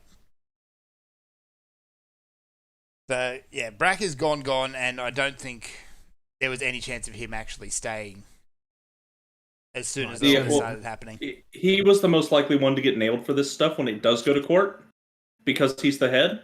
Yeah. He would be the one that Activision sacrifices. So it makes sense to GTFO out of there, or be forced to GTFO out of there by the people that are like, dude, you really need to get out of here. Yeah. And because it's he's still responding to the investors, it would have been step or be pushed. Yeah. So, yeah, he was done the moment this lawsuit popped up. Yeah, there's basically no way he survives from this unscathed. So, getting out of there is far and away his best option. Hmm. But So that said, they- he's still a giant douchebag. So after the walkout, Bobby had another go at responding, and it wasn't really received a lot better since Bobby only speaks in corporate speak. But the generally speaking, things have just kept going. Sponsors have been pulling out. Like that, Blizzard dumped a massive amount of money into shilling the Overwatch League, and now all its sponsors are leaving because they just don't want to be associated with a toxic brand. Yeah, Coca-Cola and State Farm specifically pulled out, or they're not pulled out yet, but they're in the process of looking like they're going to pull out. Well, they would have. When they haven't pulled out, usually they freeze all the advertising first. Yeah. So either way, they are going to stop getting money. But yeah, here's a quote from Coke. They are aware of the allegations surrounding Activision Blizzard, and quote, "We are working with our partners at Blizzard as we take a step back for a moment to revisit future plans and programs," unquote. Which means they put a freeze on all contracts and are just going to ride it out, and if things aren't looking better by the time they expire, that'll be the end of them. Yeah. T-Mobile as well paused. Kellogg's paused. Kellogg's? Yeah, they own like Cheez-Its, Pringles. Was it Kellogg's that famously got one of their ads stuck over top of the action on a stream once? I can't remember that. I remember hearing a story about that somewhere. That sounds a bit oopsie. Yeah. Yeah. So we've got the sponsors pulling out, and then because it doesn't rain but it pours. It's the leaks have started coming out that Overwatch 2 is basically disintegrating in development and is going to be delayed till 2023. Yeah, I'm not a scrap surprised about that, honestly. Yeah, well, the thing that's not surprising, but it means that they are going to need to decide on a strategy to handle the Overwatch brand, which means that they need to either ditch it and just let it go dormant, along with the disintegration of their entire esports franchise, and just hold on until Overwatch 2 comes out in the hopes that they can resurrect something then, or they've somehow got to devise a method of trickling content out that will keep people interested until 2023 in a game that is already falling sharply in popularity compared to all of its competitors. Yeah. Yeah. But it's K. They'll make another character gay. I don't know if they've got any characters. I think they've run out. How does that world populate? Cloning. Doesn't. Robots. Oh, that's right. It doesn't. It's stagnating and dying. It's got Robot Gundy. It's all fine. Everything is fine as long as there's Robot Gundy. So, yeah, the Overwatch League is in tatters, and after that happened, the pile-on just kept happening to Blizzard. It's looking more and more like it's not just Overwoke that's going to get its production have a monkey wrench thrown in it. We have first the non-game specific ones. The Human Resource Executives leave Activision Blizzard. Senior Vice President Jesse, how do you say your last name? Meschuk? Not even going to try it. Yeah. And a few others within the department have all picked up and left. The Human Resources apparently is just like, nope, and they're out. So I don't see any women that have left from the Human Resources Department. It appears to only be male names here. No, that's Brack's name again. Andrew, that's a former employee. Might just be this guy. So yeah, their male higher up in Human Resources is out. Let's see. What else? Next article. I'll save that one for the end. And reportedly, the director, lead designer for Diablo 4 and one of the WoW head designers is no longer working there. I'm wondering if the Diablo 4 one was because of their failure to keep a certain cut feature under wraps. Yeah. Land play got the chop. Again. All right. So yeah. Is TCP/IP really that hard to code? I'm not sure why. It shouldn't be. The stock excuse is always, it creates like network vulnerabilities and things like that. That was disturbing. Because connecting to the internet doesn't do that, does it? No, not at all. Yeah. So the names, I have to dig through messes of names and the names we already listed every time I open one of these articles because they just keep the running tab going in every single one. So we have game director for the game was Louis Barriga. He's gone. Lead designer was Jesse McCree, and he's gone. World of Warcraft head designer, it's just a designer in this article. Jonathan LeCraft also gone. And they were let go, not quit. These were fired, it appears. At least from the reports on Forbes. But yeah. So yeah. There was one really notable faux pas when this debacle was taking place was the one of the executive types who was supposed to be like I can't remember what her title was. It's like she was supposed to be some like women's representative or something as well as one of the jobs that she had on her plate, and she in the most impressively tone deaf thing in this entire article, she retweeted an article about what was it, like how I'll see if I can find it actually. Okay, so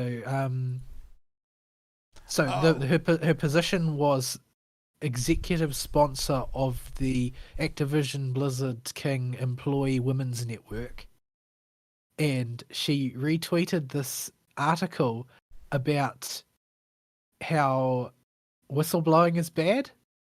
Oh, right. Yes. Frances Townsend. That's the one. Yeah, an article about the problem with whistleblowing. Which is just, that's mind-bendingly poor. What rock have you been under for the last couple of weeks? Like, it's made more delicious by the fact that she is like their sort of representative person, their corporate sponsor for the women's network. Yeah. Meanwhile, you got half the company running around blowing whistles like it's a children's party. Yeah. Yeah. On a slightly different tack, one of the interesting things about Frances Townsend, who is her main position is the Activision Blizzard Executive VP for Corporate Affairs, is she's the former Homeland Security Advisor to George W. Bush, and formerly the Deputy Assistant to the President and Deputy National Security Advisor. So she's a Fed. Yes. She's a Fed. Deny So- everything. Is it any surprise that when the government gets involved with your company, things start falling apart? The interesting part is that she's not the only person there with Fed ties. So Brian Bulatau, who is the Activision Blizzard Chief Administrative Officer, he's the former Chief Operating Officer of the CIA from the Trump administration. Oh no. Oh boy. So what was his job title again? These job titles get stuck in my head. Chief Operating Officer of the CIA, and he is Oh. now Chief Administrative Officer of Activision Blizzard. Okay. I'm not sure what that does. So the Chief Administrative Officer, his job is to glow in the dark, apparently. Yeah. So it's just how can why are the glowies so bad at everything? So I would assume somebody at the administrative office. A Chief It's- Administrative Officer is a top-tier executive who supervises the daily operations of an organization and is ultimately responsible for its performance. The first line off of Wikipedia. He's a big So- cheese. Assuming all these women are correct, and that the worst of the worst did happen over there, and they just ain't alleging anything specific because they're lazy, I guess. We could blame the federal government for it. Well, he started in that position in March 2021, so he carries some of the blame, but not all of it. He carries the most recent feather that broke the camel's back, at least, whatever that was. Well, probably not, but because I think this lawsuit's been in circulation for quite a while now. Couple of years, yes. Well, I mean, he was still in charge of daily operations, and I guess just sat on this without doing anything to resolve the issue because they seem to be blindsided by this. Well, that's what the feds do. Unless you're a patriot and you want to say your country should be free, Most Then they come patriots after don't you. work for the federal government. yeah, then they come after you. So, continuing in this vein, Grant Dixon, the Activision Blizzard Chief Legal Officer, is a former legal advisor for the George W. Bush administration. Yeah, it makes sense. You're handling your responses as well as you are, Activision Blizzard, because you got a glowy working for you as your chief legal advisor. Who knew? So, and a more interesting one that's a bit closer to home for us as gamers, the WoW director Ian Hazzikostas. So he was a clerk for the U.S. Court of Appeals under the D.C. Circuit Judge Raymond Randolph, who was appointed by H.W. Bush. And interestingly, when he was a clerk for Judge Raymond Randolph, he was a clerk at the only appellate court with the jurisdiction to hear the cases from Guantanamo. So all of the people bringing suits from Guantanamo, bringing appeals, were heard by Judge Raymond Randolph, and the decisions on those cases, the famously inhumane treatment of various individuals, was Ian Hazzikostas would have helped the judge make those decisions and write those opinions. Eh. So all the tortury stuff that goes on in Guantanamo, in that time, that's all this guy's fault. Well, not all his fault, but he saw all the cases that went through to eventually be the fault of his boss. So before working for Blizzard, but after working as a clerk for Judge Raymond Randolph, he joined WilmerHale, which is a really famous law firm in the US. Mostly famous for being basically a revolving door between private law practice and national security positions. It's mostly And- only known by people that follow the federal government stuff. You've heard their name if you follow what they do, but the normie wouldn't know about it. The other interesting thing about WilmerHale is that they were hired by Blizzard Activision to conduct the investigation on the current harassment issues. Oh boy. So let me get my tinfoil hat on. Oh, and no. make sure it's snug. That thing's been plenty tight lately. Take it off. No, it needs tighter. Gotta make sure that the glowies don't know I'm here. It makes me invisible. Too late. So while Ian Hazzikostas was at WilmerHale, he worked on white collar criminal defence and conducted internal investigations in the DC office.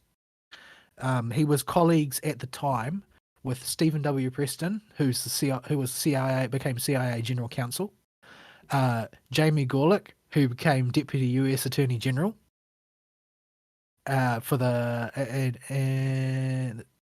he was also on the CIA National Advisory Panel, and David S. Cohen, who is the current CIA Deputy Director. So he was colleagues with all these people So while he was working for Wilmer Hale. was this guy a member of Blizzard or Activision Blizzard? Eon Hazakostas. No, the attorney guy, or not the attorney, the clerk guy. That's Ian Hazakostas. Okay, yeah. Yeah, he's the director of WoW. Okay. So, is it maybe that he knew that WoW was just a lost cause and Blizzard was a lost cause, and he just decided to call his buddies in the CIA and have them just come into suffering? Well, before he became WoW director, WoW had been identified as a target for infiltration by national security because it was basically considered to be a target-rich environment for tourist recruiting. That's ominous. Oh boy. I know some of my chat logs got sent to the CIA then. Oh yeah, they definitely have. They know all about you. incidentally, the last person I listed, David S. Cohen, is the current CIA deputy director. He was in 1999, I believe, or 2000. No, it would have been 2000, roughly around 2000, plus or minus a few. He was the legal advisor to the Treasury Department, and he helped craft the legislation that formed the basis for Title III of the USA Patriot Act. The interesting thing about it is at that time frame, Activision Blizzard Chief Communications Officer Helene Klasky was the former Deputy Assistant Secretary of the US Treasury Department. Oh boy. The long and short of this is, not only did Blizzard dig their own grave ahead of time by hiring a bunch of super woke lefties, they also hired a bunch of glowies.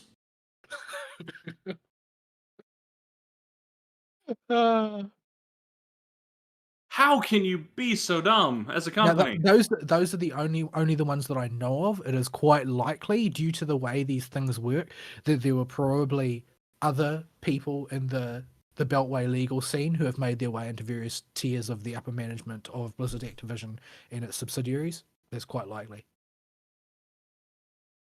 Because, people give jobs to those people that they know, and there's people they've rubbed shoulders with, generally speaking. And we've got this situation where there's a whole bunch of government people have just been able to be injected at the top level of Activision Blizzard and of Blizzard without having to go up through the ranks or anything like that. Like, they just hop from government work to being in charge of a video games company. Because those are matching transition.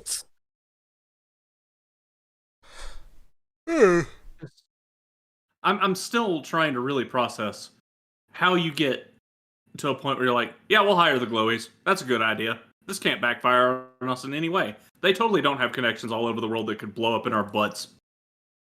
Blow up in your butts. Like, no. Surely some of this accusation was given some kind of backing by some kind of government agency or ex-employees from some government agency somewhere who still have all their glowy tactics in hand and ready to be deployed.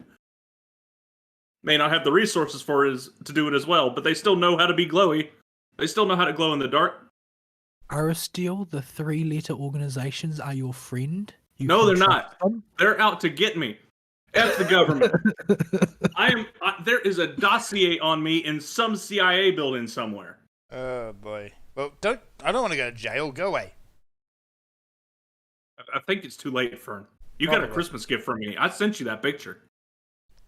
Yeah. I played Santa Claus for you. You're implicated now. Well, crap. What's next? I think that's all we got. I don't have any more glowies on my list. I have no doubt there are more of them. I wish I had more to say, but I just don't know what some of the full job entails for some of their positions. So, unfortunately, I can't put my tinfoil hat on super hard, but I would not be surprised if this is somehow backed and funded by some kind of glowy op. Mm. Well, I No. mean, if nothing else, they've proven that they are exactly as proficient as government workers. Yes, especially in their response and handling of this thing, which has been as bad as humanly possible for a company. It's almost like they're trying to cripple Blizzard and just kill that piece of cancer. Possibly. The response has been we didn't talk about the actual responses very much, but the response has been truly awful. It's Tone been Deaf either does not even begin to cover them. when your Glowy is out there linking articles to why whistleblowing is bad. It The makes other one me think saying, that well, if you remember the first week, it was, I have not seen this this bad behavior, therefore it doesn't exist. you have Bobby's Corpo speak from atop his Death Star of money, and then you have a literal Glowy saying whistleblowing's bad, please stop. Apparently, she was shortlisted for director of the FBI after James Comey was fired. Oh boy. Oh my goodness. And yet she ends up running a video game company. Well, she's Well, she didn't jump straight there. She worked in the mainstream media before that. she was an analyst for CBS. So, and now she is now, and I'm just branding her a liar based on the fact she worked for the MSM. So we have a Glowy liar who, oxymoronic, I know, who is now working for Blizzard, and a disaster happens with a lawsuit, and her first response is, "Why are you people whistleblowing about this?" That ain't how we do things. Now, hang on, let me... Oh, I'm not in the CIA anymore. I can't just have you assassinated. I'm suicided, I mean. Oh dear. Hang on, let me see if Hillary's still on speed dial for some of you girls. Oh dear. Hang on. Yes, Miss Clinton, I would like to order one suicide with 2 bullets to the back of the head, please. And with that, we should probably start wrapping up then, because we're way over time. I don't think there are any lists left for us to get our names on. No, Yeah. Fern, you're along for the ride on this. I'm being dragged down with you, jerks. You know, when the government does come for you, me and Vol are working on a plan to bust you out of prison. It's not very far along right now, and currently involves somehow outbidding India on an Apache helicopter, but we're working on one. On the plus side, afterwards you'd have an Apache helicopter. Yeah, These we're things gonna are have to, awesome. we're gonna I have don't to care build what a people metal say. flotilla. They are, and we're gonna have to build a floating, metal flotilla in the middle of the ocean to live on after we get on all the lists, because there's gonna be nowhere left to go. All right, you folks. Yeah. There were some more fun newslets. Any fun ones around that I can quickly throw out there? No, because I'm going to get mad at that one. Oh, this was fun. That's rule. Here we go. So just to end us on a more positive note, and of course it's political because it has to be in this day and age. Digimon Tamers, the stage play, has been accused of promoting far-right conspiracy theories in politics. I heard that the guy cucked. He did. He's Japanese. But quotes from the opening narration include, "A new threat is approaching even as we speak. Censorship on the internet is rampant and real news covered up by fake news. Extreme political correctness. Political correctness is activating cancel culture." That's... And this, I fail to see how any of that is false. And this warrants a disclaimer on the fan subgroup that fan subbed it. This program promotes far-right politics and conspiracy theories. The views and opinions expressed herein do not reflect those of Dats and the Wild Bunch. You see, the thing is that when you accuse something, when one of these people accuses something of being far-right politics and conspiracy theories, they are basically saying that it's a lie. However, they're saying it's a lie purely by the implication which they are trying to install in people's heads. They haven't actually accused it of being a lie. They haven't said any of it is untrue, just that it's far right rhetoric and that it's it alleges that a conspiracy is in effect somewhere. Well, if anything, they're actually proving the argument by trying to censor it using fake news and cancel culture. But the irony is totally lost on them. It's delicious, and I hate it. This is how Ari ends on a high note. It was funny, okay? It had tamers. I'm now imagining Guillemon in a MAGA hat, okay? Let me have my time that's happy. Oh, no. That red on red, no. Yes. No. They look awful.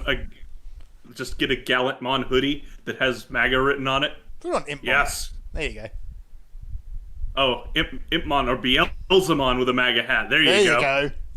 A MAGA helmet. There has to be that little midget thing. What's it called? And all of Calamon? them. The little white thing. Yeah, that's Calamon. Just replace the little diamond in its head with the words MAGA. Oh, boy. Okay. Let's get out of here, Fern shall we? is- We've Okay, ruined Fern's life enough for one day, I think. Yeah, Again. I've run out of ways to torture Fern. I love you, Fern, but you're too easy to tease. It's just too much fun. We're So, going all right, to jail. Closing comments go. We're going to jail. Don't worry, Fern. We'll work on coming up with a more robust plan for breaking you out of jail with the way your state's going. I'm out in the boonies. Nobody gives a toss out here.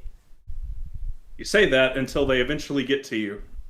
Yeah, I've heard that the military are keeping people confined to their homes in the United States. I mean, not the United States, and then some of the states of Australia. Yeah, in Sydney, Because they shut down a protest. They're afraid they might get a sniffle. Get a sniffle. So, all right, folks. Email topic of the week. What are your favorite ways to avoid being arrested by the Glowies? Please let us know, because some more ideas to avoid that would be very nice. And I think we're done. So we'll see you next week. Sayonara. Bye-bye.